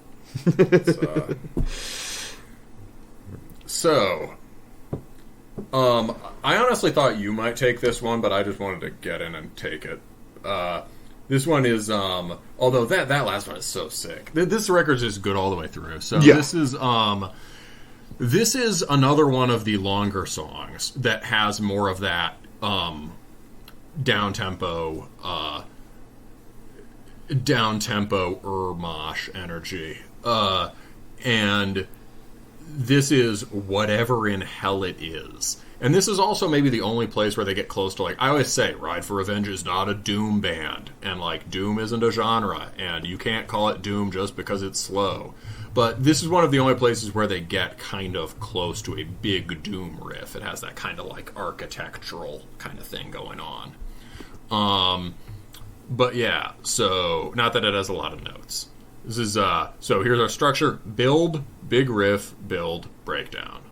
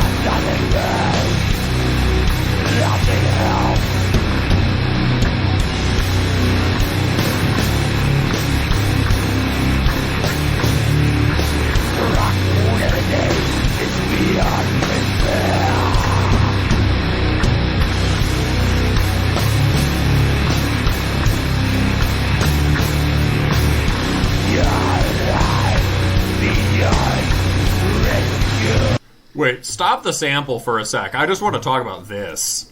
Okay. Okay, yeah, I had to break in over that to just say, like, listen to the rhythm on that. That is so subtle. Mm-hmm. They're doing such a strange accent. They're doing that, like, weird downbeat accent on the first half of the riff, and then in the last half of the riff, they invert the accent and just smash out the rest of the chords. God damn it, Black Metal Guy. This is the kind of thing I try to point out on Brutal Death reviews, but it's too fast for you. Well, I can't count that high. This is speaking my language. It's, Yeah. It's really cool, staggered time. The drumming is fantastic. And an interesting thing I noticed is that, so on Wisdom of the Few, Harold was playing the drums. Yeah. On this, it's Hail Conjurer of the band Hail Conjurer, which I haven't heard, but he put one out last year. And you can hear that he's listened to those old records and internalized the things about the cymbal placement and things like that, and, like, drawn them out and maybe elaborated on them. But, like, it's just so... What they're doing there is just... The way he's, like... I mean, the guitars and drums are written together, but you could hear the way the drummer is, like, cutting into the riff and fucking it. Yeah, it's interesting, because in the notes you say that it's a good compliment to Harold's style. I agree with that to a degree, but I think there's, like, subtle, important differences that give this kind of an altogether different character than when Harold was playing. Well, I think it's more technical, right? But more, well, as technical as you can be in something like Ride for Revenge. I mean, also, it depends on kind of what the drummer is leaning into. I don't know if I've talked about this on the show, but in my experience with drummers, it feels like every drummer personally has a part of the kit they're leaning into especially hard. Something that's like, that is the real center to them that focuses their attention. For this guy, to me, it feels like the kick drum. Like, everything kind of drives out from the kick drum. For Harold, it was all about the crash cymbal. I was going to say, it was the cymbals. Yeah, it was that obnoxious, horrible, continuous eighth, like, crash or China. You know, because I think as Harold was playing, I mean, Harold is a competent drummer, obviously not a good one. So what is he emphasizing? He's emphasizing noise and timbre. This is a guy who's a more sophisticated drummer, but he's also a little bit different in that he's leaning into the kick so hard. The kick is what's driving everything. Yeah, it's more sophisticated drumming, but in some way it's like, so he's like Harold is, like, using the cymbal to do, on the one hand, something you'd get in a, like, hip-hop influenced hardcore band. Or were Cro-Mag's hip-hop influence? Not really, but they were similar groove, right? And on the other hand, they're using the cymbals. He's using the cymbals to do, like, coil. They have a song called "How to Destroy Angels" that's just 12 minutes of cymbals or gong. Harold is really into the crashes sounding like shit. You know? Yeah, so I love that. So his drumming is, on the one hand, more primitive, but also kind of more, like, arty and textural. Whereas this guy is maybe a more proficient drummer, but he's really into these just, like, big, barbaric, Ride for Revenge as barbarian music drumming. Yeah, he wants it to be heavy in a different kind of way. In a different kind of way, yeah. In the early Ride for Revenge, the heaviness comes almost entirely from the rhythm. Yeah. Just like the way it locks in together. Yeah, it's rhythm and just noise. Finding the heaviness within horrible noise. Yeah, rhythm, noise, and the down-tuned timbre. Yeah, and here, the whole band, everyone in the band, I think it's a conscious thing. It's like, okay, this version of Ride for Revenge is just like, we hit every single note as hard as possible. And this drummer does that really well. But the thing that he's picked up on about the cymbal play is, like, making those individual accents count. It's like he gets the rhythmic, the little subtle differentiating things on the cymbals or whatever that would make those staggering riffs really land. This guy gets it and does it with more of a heavy snare, heavy kick thing. Yeah. It's similar ultimate effects, but there's a very different journey getting there, and that does make a substantial difference. No, I'm glad you pointed that out. Okay, should we listen to the rest of the sample, or is that good? We got, let's listen to it do its thing.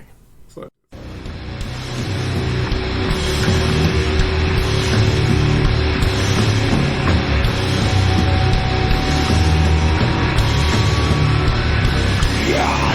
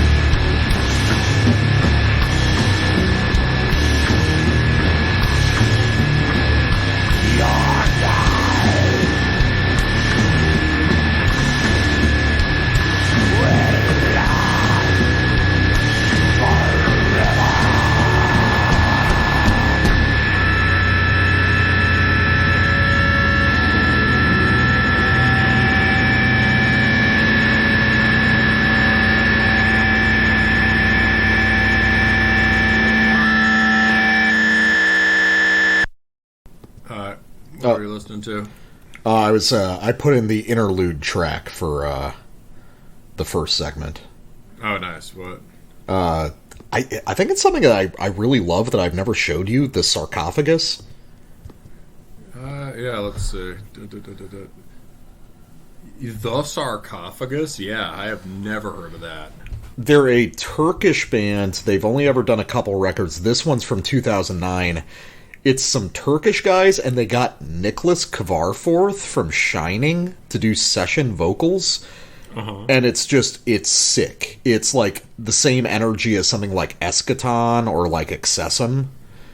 Uh-huh. Just like powerful, fucking huge, like my melodic riffs are stronger than...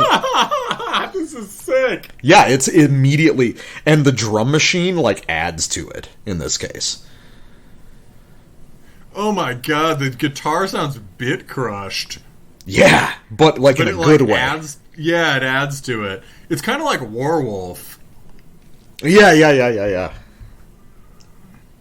Dude, I love that record, man. I guess I just never mentioned it to you, but yeah, dude, that's one of those like weird deep cut, just like gestural melodic black metal records, like that Excessum record I always talk about. I categorize it in the same way. It's like these riffs are barely riffs, but they just have unlimited power. They're harmonized really well. Yeah, no, there is some like Swedish Black Death stuff going on, but it's very stripped down. Yeah. It's yeah, they got a cool kind of drone thing from having that. They have the bass of the big core. You could have these songs without the lead at all, but then they've just got that like deliberately excessive like trem lead over it, and that creates these harmonies that are kind of cool. Yeah, it's got that they're using a lot of that open note drone Slavic stuff, but in completely different melodic contexts. Yeah, I like this a lot. Yeah. Oh, dude, it's really cool. As far as just like a party or like a driving record, it's outstanding. Which is like a whole niche that I think is underappreciated. Yeah, of just it's like kind of good. I like that they're called the Sarcophagus. That's a memorable name. Yeah, and it's weird. It's like I hate Kvarforth, but his vocals are really good and not his typical style on this record.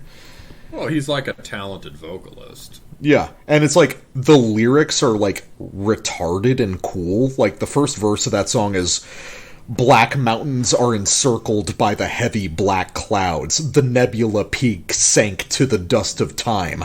Gray coil covers slope of the old rocks. A screaming cold wind tears the silence. Something not peaceful awaits beyond that land."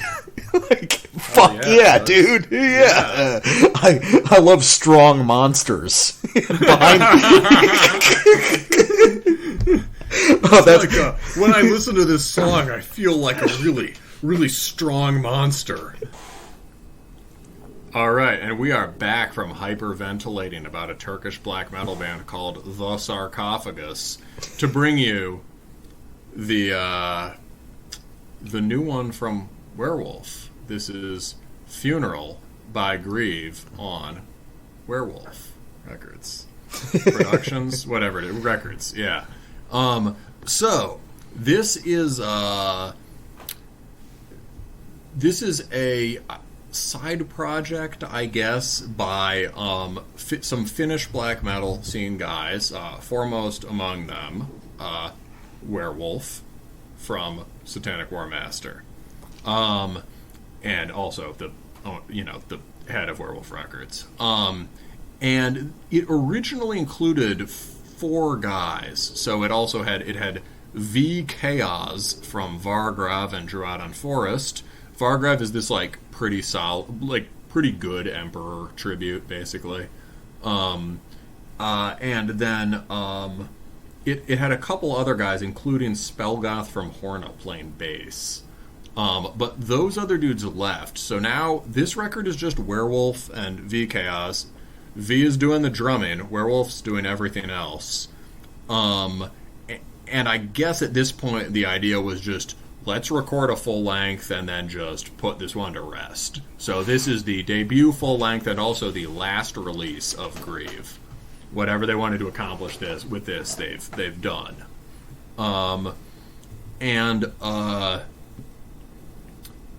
This is really fucking good. This is extremely good, actually. Yeah. Yeah. I wasn't expecting a ton from this, but I was very impressed. Yeah. It's an understated, very straight ahead riff album, but it's just excellent. So, between this, this comes in the wake of last year's True Werewolf record, which was this kind of very charming homage to all of Werewolf's influences, which means you get some spacey video game soundtrack stuff at times, but all like Castlevania soundtrack type stuff, but all kind of superimposed all over this bed of just stuff that sounds less like Satanic War Master riffs than just Seigneur Voland riffs. Mm-hmm. Just the most glorious parts of Seigneur Voland riffs for the whole record. And they were a lot more stripped down compared to, say, the riffs on Corellian Satanist Madness, which are pretty, lush and fleshed out. Right? Yeah. And so between that and this record, it seems like Laurie is revisiting his roots. Perhaps in preparation for the Satanic War Master record that I hear is coming soon. And so this is, and so one might immediately ask, okay, well, you could sort of say this about True Werewolf too, but you could ask about the obvious question about a project like this is, okay, why isn't this a Satanic War Master record? Well, matter of personnel and also really specific differences in songwriting and overall aesthetic. I can hear how this sounds like certain Satanic War Masters, specifically Strength and Honor, which is probably my favorite record of theirs. And what it's like in that sense is that it has these monolithic song structures, 2 or 3 riffs, and severity. That record it's got a very different mood from the exuberance in Corellian Satanist Madness. It sounds resolute and angry. Strong and honorable. Yes. I walked right into that one. Yes, it's a record for listening to with your fists out scowling. And Funeral has that mood completely, and you can hear links to specific songs especially A New Black Order. Mm-hmm. It's this New Black Order, or maybe Wolves of Blood and Iron, is taken as the basis for an entire sound. And throughout this record, these songs are way less focused on what's, the Satanic War Master style that's come to be the basis of the Franco-Finnish style, right? These, flowing, sliding 2-string melodies, right, with lots of notes and cool changes in the bass, cool changes in the the lower strings to modulate harmony, right? Instead, these are these chord blocks that move at this deliberate processional tempo, but they are furiously trimmed. One thing this record and last year's True Werewolf made me respect is what good right-hand work this guy has. So, is that the part where I get to come in? That's the part where you make that joke again. About there's nothing the black metal guy appreciates more than solid right-hand work from another man. No, although that's kind of funny. The joke about that's when I come in. Oh, okay. I get you. All right. Yeah, sorry. Yeah. I fucked up the segue, but I got something else good out of it, so I guess it works. So I think I have kind of a not entirely dissimilar read on this record from you, but I think I hear different things. The one thing you skipped over in your description that we both noticed is that this is in a very large part a Gorgoroth record. Yeah. Like, more than I've heard in years, in terms of, like, a very directly referential record to Gorgoroth. And specifically the first 3 records. So, as far as, like, pure Gorgoroth worship goes, you can look at Old Deathspell Omega, first couple records. You could look at, I don't know, have you ever heard Impious Havoc from Poland, I think? No. But the first couple Deathspell Omega, like, literally cop riffs from Gorgoroth. Yeah, they jack a lot from Pentagram and Antichrist. Impious Havoc, you'd probably be into that. It's pretty cool, like, straight, like, Antichrist worship stuff. But honestly, as well known as Gorgoroth is, and as well loved as they are, the era of the Gorgoroth clone is kind of over, even if, it kind of ever existed. This record, though, has a lot of directly referential stuff to Gorgoroth. And it's not a total surprise, because, I mean, just listening to Werewolf's style of guitar playing, you can see how it figures into Werewolf style and Finnish black metal in general.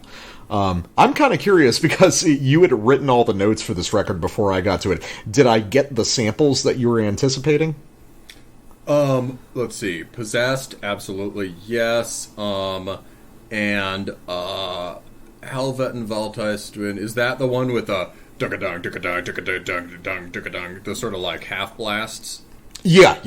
Something like no, that. you picked the samples I was expecting. Well, yeah, it's like, man, I was rolling into today, and it's like, ooh, I'll leave these samples for you, but you gotta find them. Like, we're playing a fucking ARG on the podcast, and I'm like, oh, god damn it. Okay, let's see if I get them. But I always get them. I always get the samples you expect, and vice versa. Yeah. But yeah, but away from the whole Gorgoroth thing, I was saying before we started recording this segment, it's like, oh, this is the kind of quote-unquote boring black metal that I really love.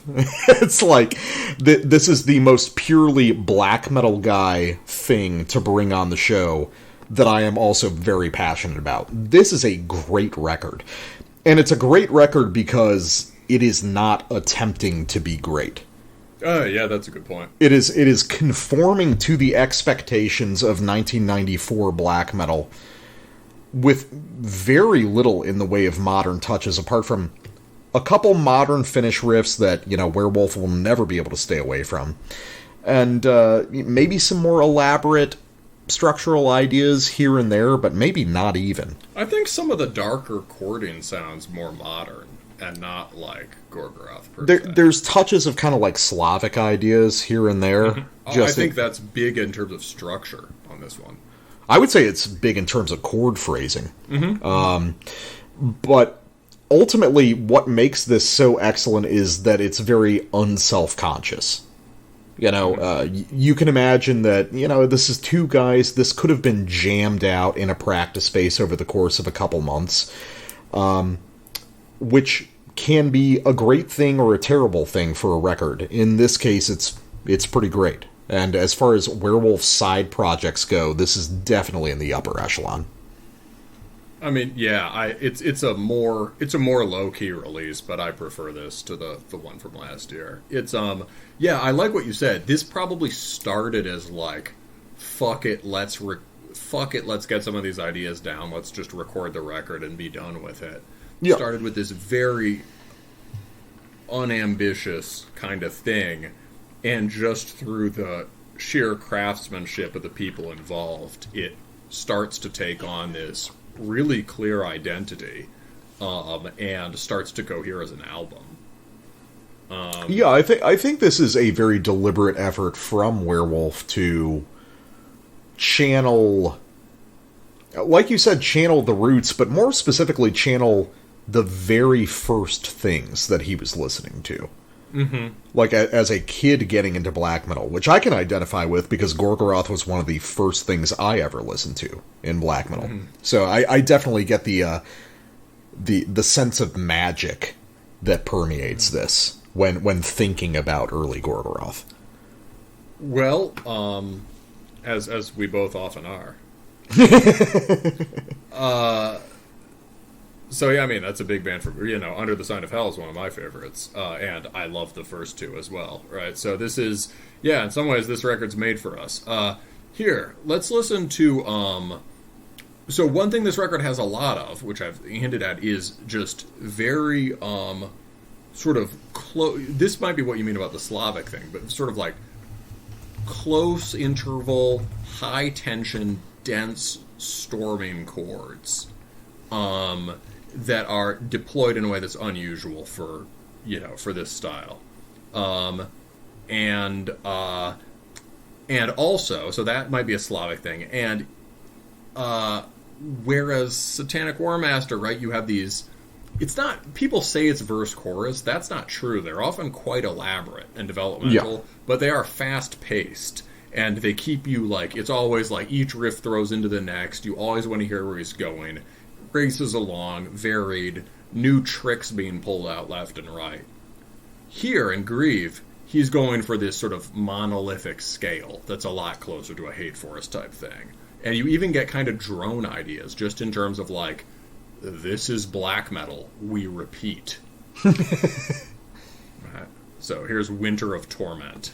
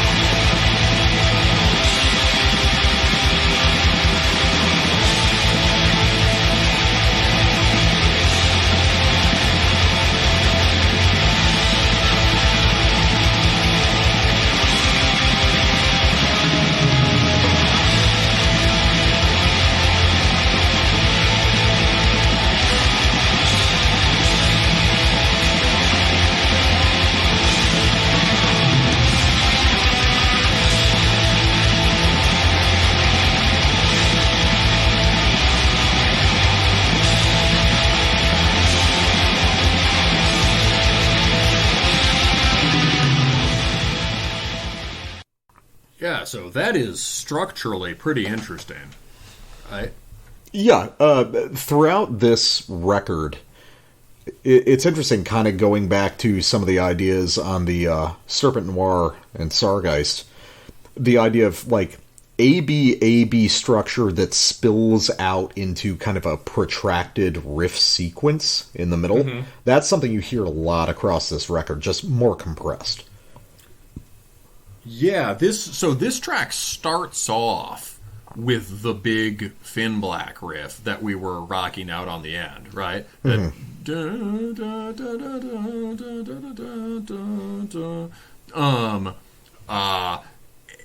sample starts as that one finishes, and then we just go into this major key bridge riff, right? And you get this sort of like these really bright, sunny chords, but it is obviously fearsome. In part because of that distance from the root tonality, right? Yeah, because that actually sounds very Slavic to me. That really sunny part, yeah. That little 3-note figure, that dun dun dun. That's a very that's very Druid around Autumn Aurora to me. Yeah, Hate Forest even does that a couple times. It's very Slavic. It's also, but it's also kind of like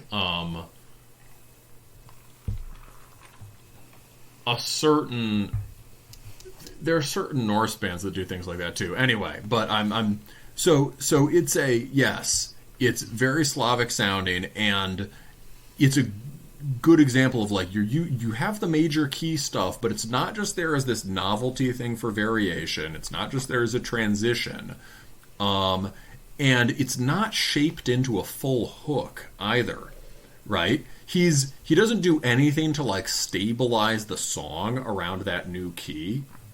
It's just, or chord or whatever it is, that new tonality. It just hangs up there in tension with the riff that was under it for a minute and a half. There's almost a musical joke going on here. Like, he just drills it away with a blast, then he just rocks it out like Stompy. You get some nice bass stuff there, and then he just blasts it again. And so it's really commits to it and drones it. The thing that it reminds me of, as far as Finnish stuff, is Hate Spirit.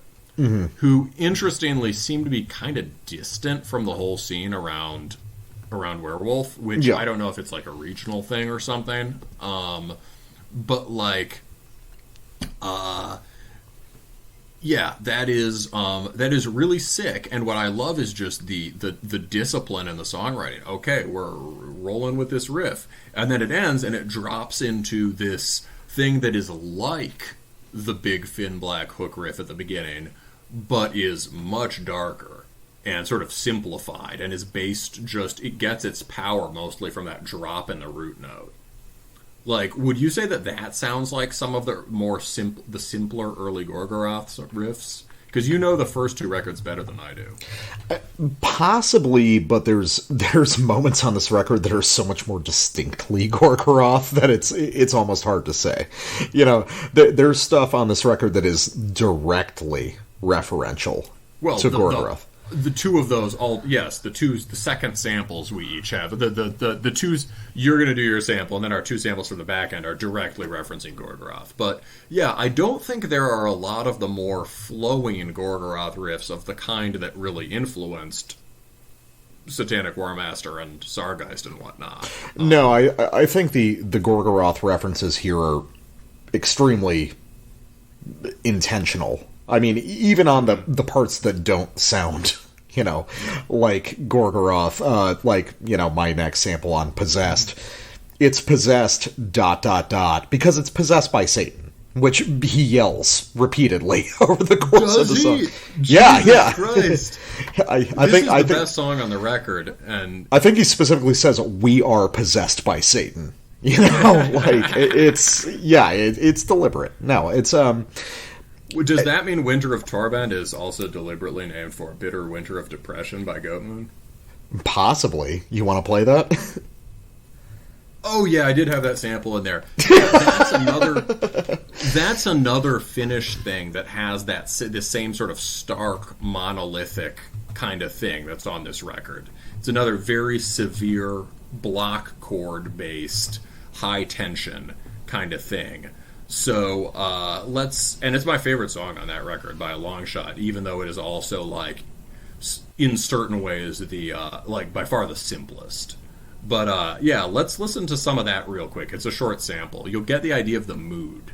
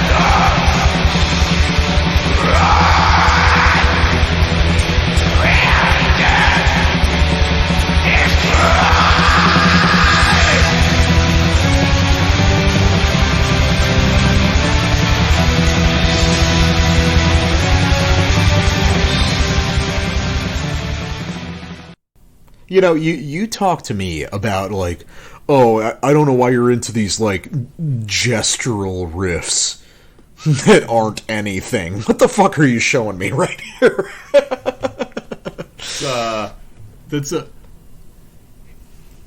I like my chord progression riffs better than your chord progression riffs. That's fair. That's fair. Okay. And so we've all got our chord progression riffs.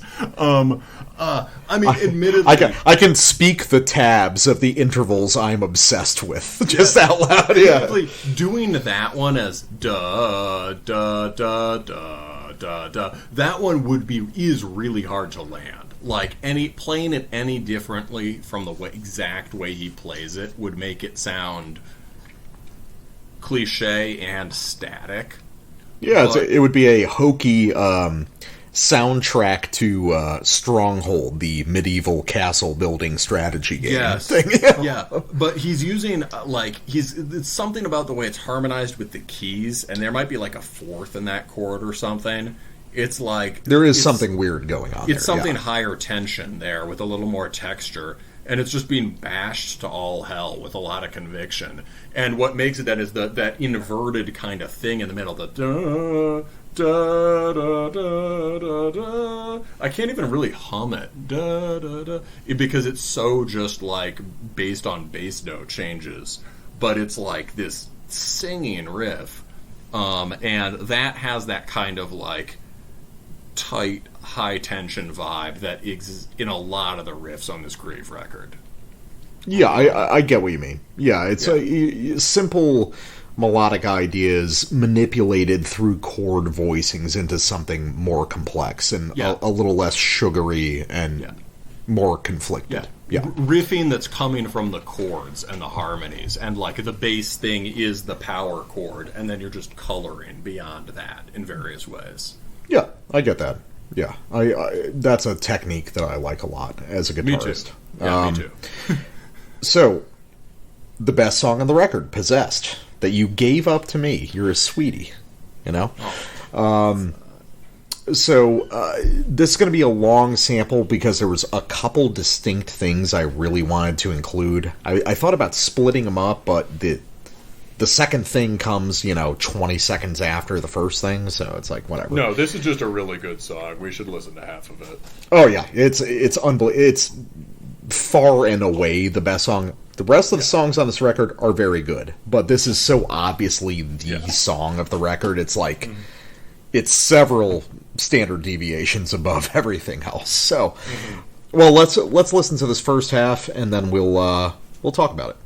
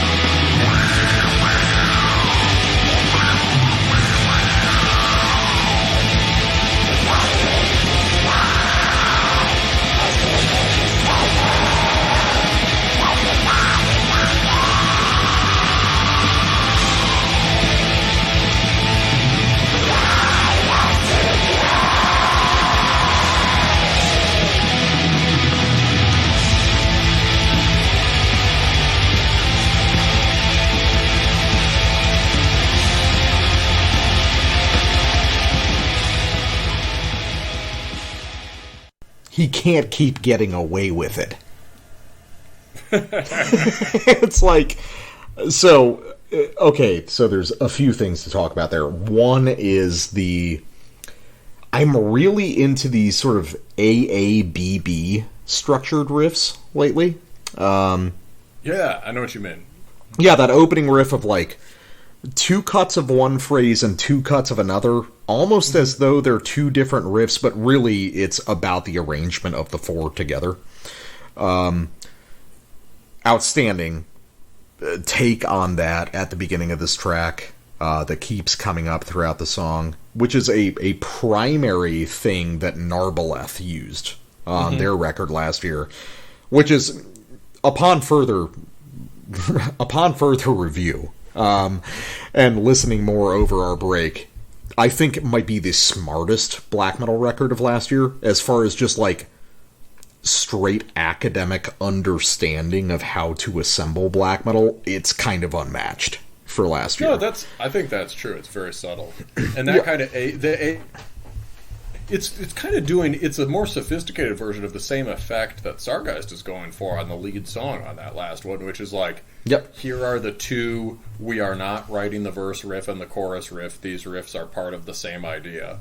It's kind of a similar thing here. You do the AAB thing, BB thing. You create one whole phrase that is very long, and where it has this kind of it's a very disciplined way of writing a riff too. You're not relying on a turnaround. Yeah, it's the contrast between the 2 sides is integral to the primary idea of the riff as a whole. Then we get into a series of sort of traditional Finn black riffs, recognizable to fans of Satanic Warmaster. But they altogether have kind of a different character. There's a more morose quality to it than you typically hear in Satanic Warmaster that tends to revolve around triumph. And there's also just an interesting kind of... It's hard to tell where one riff is beginning and the other is ending. It's kind of an elaborate sequence of melodic ideas in the middle. Again, like the Sargeist song. It seems like he's endlessly repeating one riff, but in fact there are like 2 to 4 variations on it. Yeah, when you concentrate on it, it's like, oh wow, this is a really dynamic, complex part. But even after, several listens, it's kind of hard to tell where one starts and the other does. Yeah. So it's unusually sophisticated writing. Now, Werewolf is a sophisticated musician, don't get me wrong, but rarely is it as subtle and restrained as it is here, I would say. Yeah, well, in the classic, on like Corellian or whatever, right, you've got these very clearly demarked transitions between riffs. And often it's like, okay, here's the tension-building power chord part, and then here's the massive, glorious Finnic folk melody, and here's the weird sort of enchanted speed metal lick, right? Yeah. They're all kind of, it's very like, everything is coming from the shape of the riffs themselves. Here it has way more to do, and they're all like in these clear. It's like a series of segments. Yeah. Here that like lead to each other really nicely, but they're all clearly defined. Here he's relying a lot more, he's relying a lot more on the right hand stuff, and to like sort of like slide from one thing to another. And on these subtle changes to vary it. That's something I heard on last year's record too, where it'd be like, you could tell there's just this totally bespoke stuff he's doing. Just like, okay, the second time the B prime riff repeats, there's this weird little variation on the end of it. Yeah, well, but something else that he's doing that's really distinct for Grieve compared to Satanic Warmaster is it really just comes down to chord voicings. He's using voicings on this record that you don't really hear in Satanic Warmaster. No, I completely agree. This is much, much more solemn. Yeah, well, Satanic Warmaster is really fundamentally based around, just after studying some of his tabs, because I'm thinking of doing a cover of one of his songs with my band, it's based on interaction between regular fifth power chords and then the inversion of that, the sort of French-style reverse chord. So he's constantly flipping between those two and kind of subdivisions of those chord ideas. Here, there's much wider intervals going on. You've got these kind of like two-step interval power chords going on. So like 5 to 9 on the A, that sort of thing. That's like a primary voicing that you hear across this record a lot.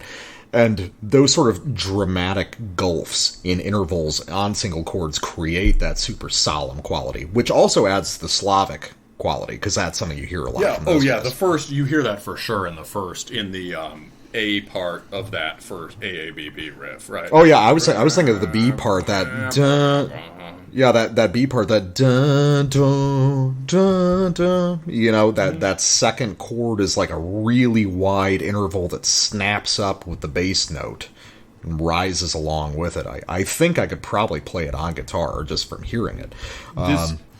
It's interesting. Yeah, he's with the sort of just I guess, but not just, he's relying on, like, there's so much plain stuff that is being used not just to spice things up, but to vary the actual riff. So that's what I was getting. Like, so in the ABB thing, the second on the A prime, the second channel guitar is holding the octave drone longer than on the first time. There's like all sorts of shit like that. That's why it's very hard to tell sometimes where one of these riffs stops and another starts. Things are actually sliding over from the previous riff, or things are being held in ways they weren't before. There's really like, there's kind of this like, this classic Satanic Warmaster stuff is kind of rigid, right? It's like this. It's all based on the writing. This, it's like he's realized he has this whole canvas, this whole range of expression in the playing that, changes the substance of what he's doing.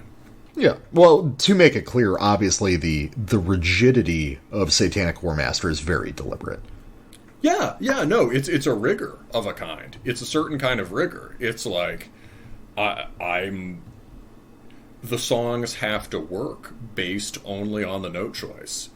You could play based only on the note choice, and, each riff has to just drop into the next. I don't want to be cheating by relying on playing to blur between them and whatever, right? It's, there has to be this necessity built into the note structures, and the songs have to... And there's a way where the certain kind of kicks they deliver, they kind of rely on running. There's something thrashy about it. You just want to hear that one riff 6 times, 8 times, right? It's very thrashy in a lot of ways. This doesn't have that thrashiness at all. It's way more just dedicated to trem. And it's... And, there are none of the vestigial emperorisms in the sort of stompy power chord stuff, except on a couple tracks, these couple tracks. But, and it is much, it's like he keeps that rigor of every single riff counts, no song without the riffs, every single, harmonization matters. He keeps that, but then there's all of this musician-y stuff being done to it that makes it so much more... The playing is more smoothly flowing, but the music is just like, what I mean by severity, just very clearly demarked, crushing chords just crashing into one another. Yeah, definitely. Now let's talk about Gorgoroth. Yes, so what I was going to say, the role that was played by the Emperor style on SWM is now being played by a certain kind of Gorgoroth riff.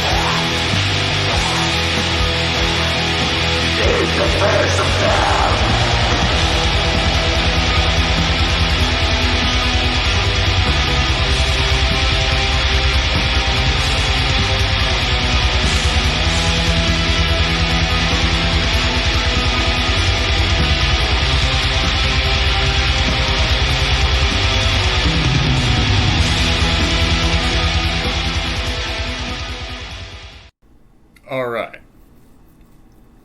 So that is The Devil is Calling from the end of Under the Sign of Hell. Which is a song very near and dear to my heart. And a song I think a lot of people forget about because it sounds like a, quote, throwaway Bathory tribute at the end of the record. Which it is not. That song is patterned on For All Those Who Died from Bloodfire Death.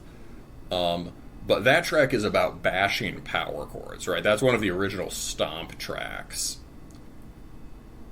Werewolf's version, you can tell, is not referencing the Bathory. It's referencing Gorgoroth's, because what both of them do is they take that Stomp and they turn it into this, like, they subdivide everything into, like, everything goes into, like, lines of streams of 6/8 notes, you know?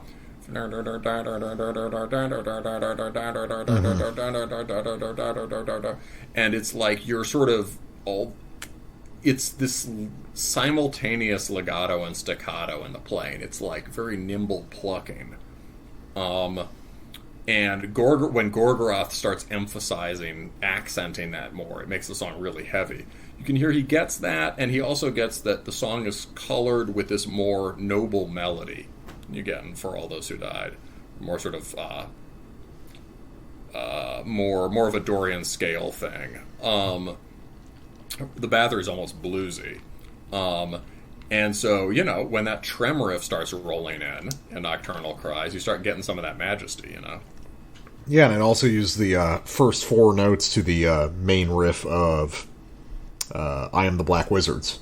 That dun dun dun dun. Yeah. There's all kinds of little references across this record. No, that's a good catch. Let's listen to Gorgoroth. Yeah, let's listen to the Gorgoroth. Compare.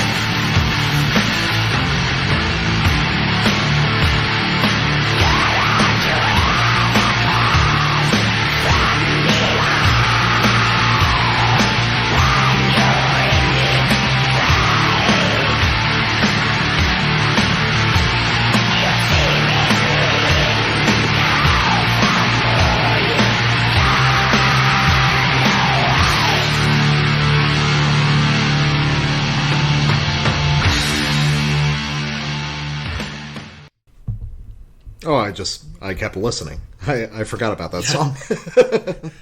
Isn't it beautiful? Well, yeah, I always, because I never listen to Under the Sign of Hell, I always forget just how much of Antichrist is in it. These sort of elaborate melodic ideas that are kind of like slowed down and constantly reframed within themselves.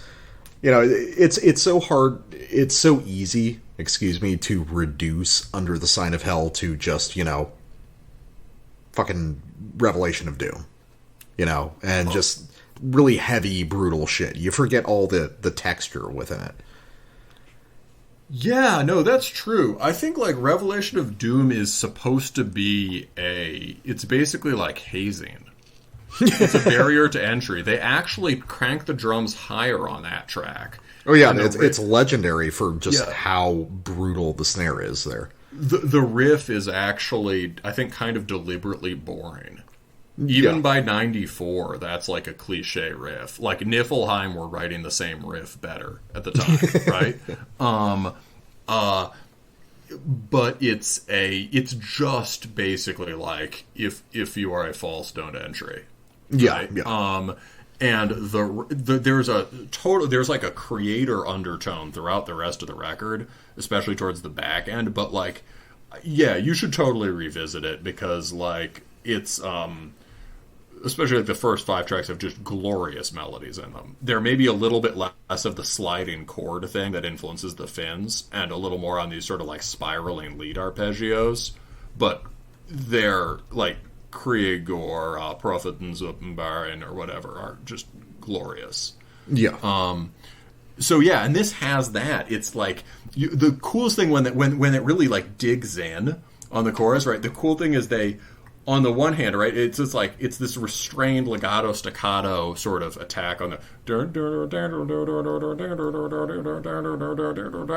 right, and then when it like lights, when you get that Bathory stomp,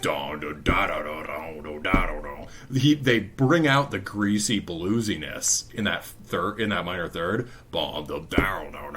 and then all the turnarounds in that are like claw fist Dorian scale noble Viking warrior things. It's like there's like riffs within riffs in that one sequence. Yeah, no, it's one of those things that it launches 1,000 bands, as I've said. Yeah, really, yeah, an awesome song. Also, just a sort of edifying lyrics about the importance of loyalty to Satan and the consequences of treason.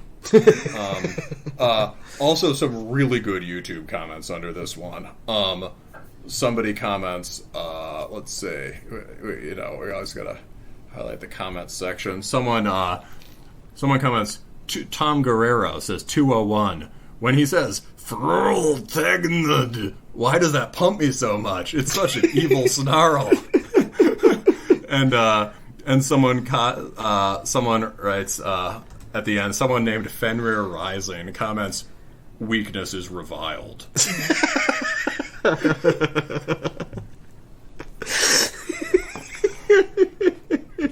Oh, Jesus Christ! All right, yeah, all right. Let me do mine. Let me do my pairing. Yeah. All right, so Helveten Valteistuen.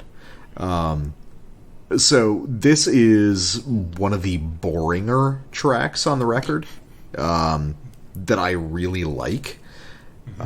People who know the show know when I talk about boring black metal, I'm talking about something specific. But this track in particular reaches a little bit further back, all the way to Pentagram, back in '94. And this can scan a couple different ways, just because Pentagram itself is so minimal. But there's a couple songs this can sound like. But think about the really kind of like necro shit on Pentagram. Let's listen to the beginning of this, and then we'll get into what I think it relates to.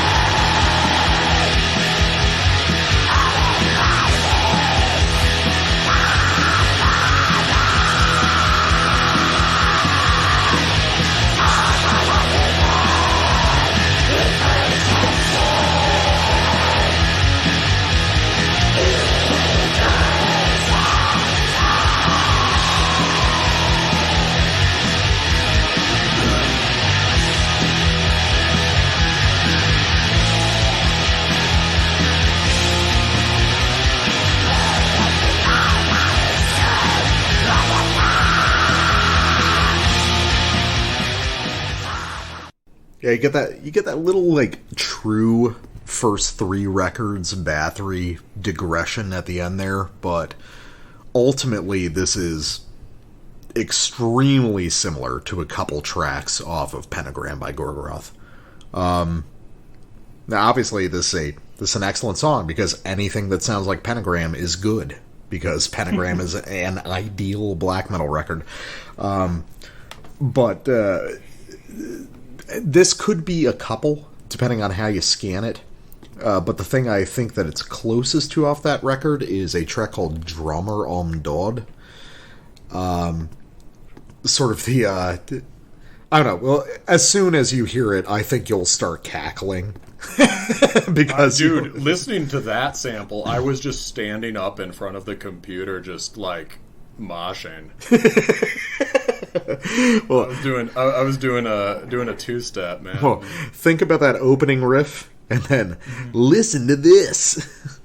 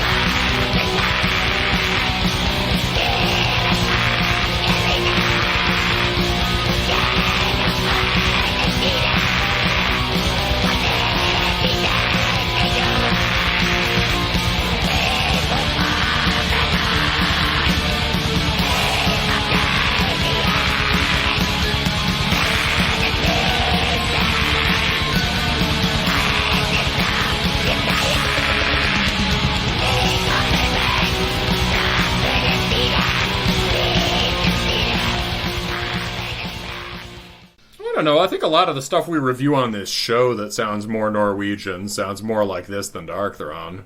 Yeah, no, that's true. Yeah. So clearly these are the same song. Oh, sorry. Are we doing the show again? I just kept listening to it. Yeah. Oh no, I mean we can talk. I can do whatever I want with the magic of technology. So, but so basically, what you're hearing there. So same rhythmic idea, melody slightly different. The melody itself sounds more like a Begravel Cessnat, which is the opening track off this album. I was comparing them earlier when I was setting up my notes. So it's basically take the rhythmic idea of Drummer om Dod, combine it with the melodic idea of Begravel Cessnat, and you get the same thing. But even without that adjunct, you can tell it's the same idea. So when I heard this, I associated it with Possessed by Satan. That's where you were going. Why was I wrong? Because Possessed by Satan, I always associate with that, like, half blast. That fair enough. And, we are possessed by Satan. We are possessed by the moon. You know. And is there a half blast in the middle of Helvetin, or not really? Not really. It mostly sticks around that groove. It's a more syncopated thing in the middle, chopping. It's like a.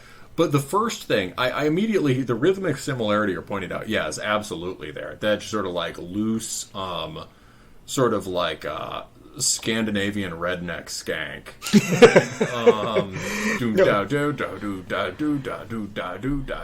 It's almost like somebody's like playing a stand-up bass. Yeah, no, I get what you mean. It's funny that you talk about that it's Possessed by Satan, because that's secretly the weakest track on Antichrist. No one will admit it, but I like it, but I get what you mean. I like it, but it's like it's sort of a throwaway. Yeah, it's fucking.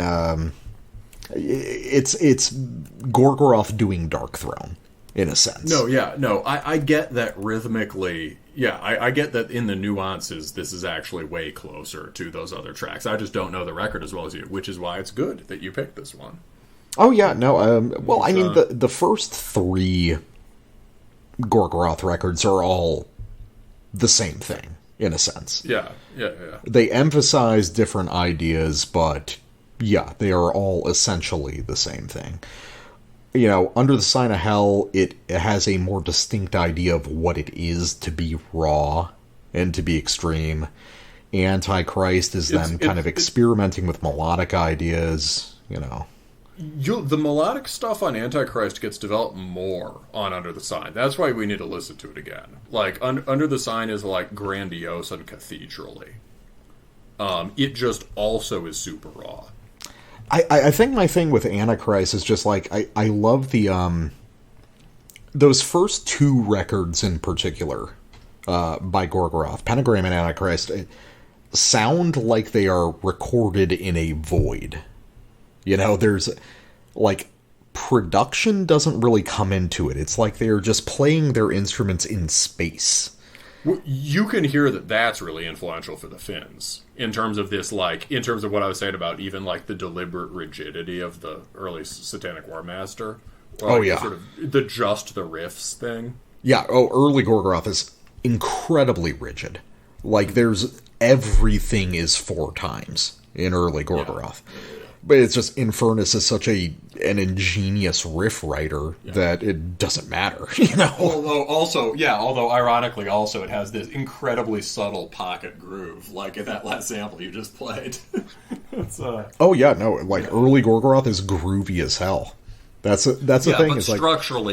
But structurally those first 2 records, especially Pentagram, are like, yes, here is the guitar tone, here are the riffs. Yeah, it's like, it's interesting because the first couple Gorgoroth records, it's like there's no aggregate quality to it. You know, it's like, I think I've said this on the show before, but they are like records where you could just read the sheet music and that is it. You know, its lack of personality becomes its personality. Yeah, it's very cold. You know, that's one way. Very remote. Cold. Yeah. You know, it's not about trying harder to convey the satanic essence. It's there in the notes. Whether you hear them, whether you read them, really doesn't matter. It exists. Yeah. I like what you said. Read that thing you said at the end of the notes. I really liked that. Just the idea of that song, Helveten Valtaistuin, or Drummer on Dodd, is like, you hear rhythms and riffs like that are kind of, you know, blues scale derived, and they've got that kind of rock and roll feel, and you're primed to think of that as this, like, greasy, groovy rock and roll stuff. Mm-hmm. Which is, I mean, fine, but you're also primed to think of that just because of other things you've heard. You know, and the cool thing about early Gorgoroth is that it uses some of those techniques and it finds this, like, pagan essence within it. You know, because so that rhythm can be, like, swaggering into the bar with your leather jacket, and it can also just be chopping wood.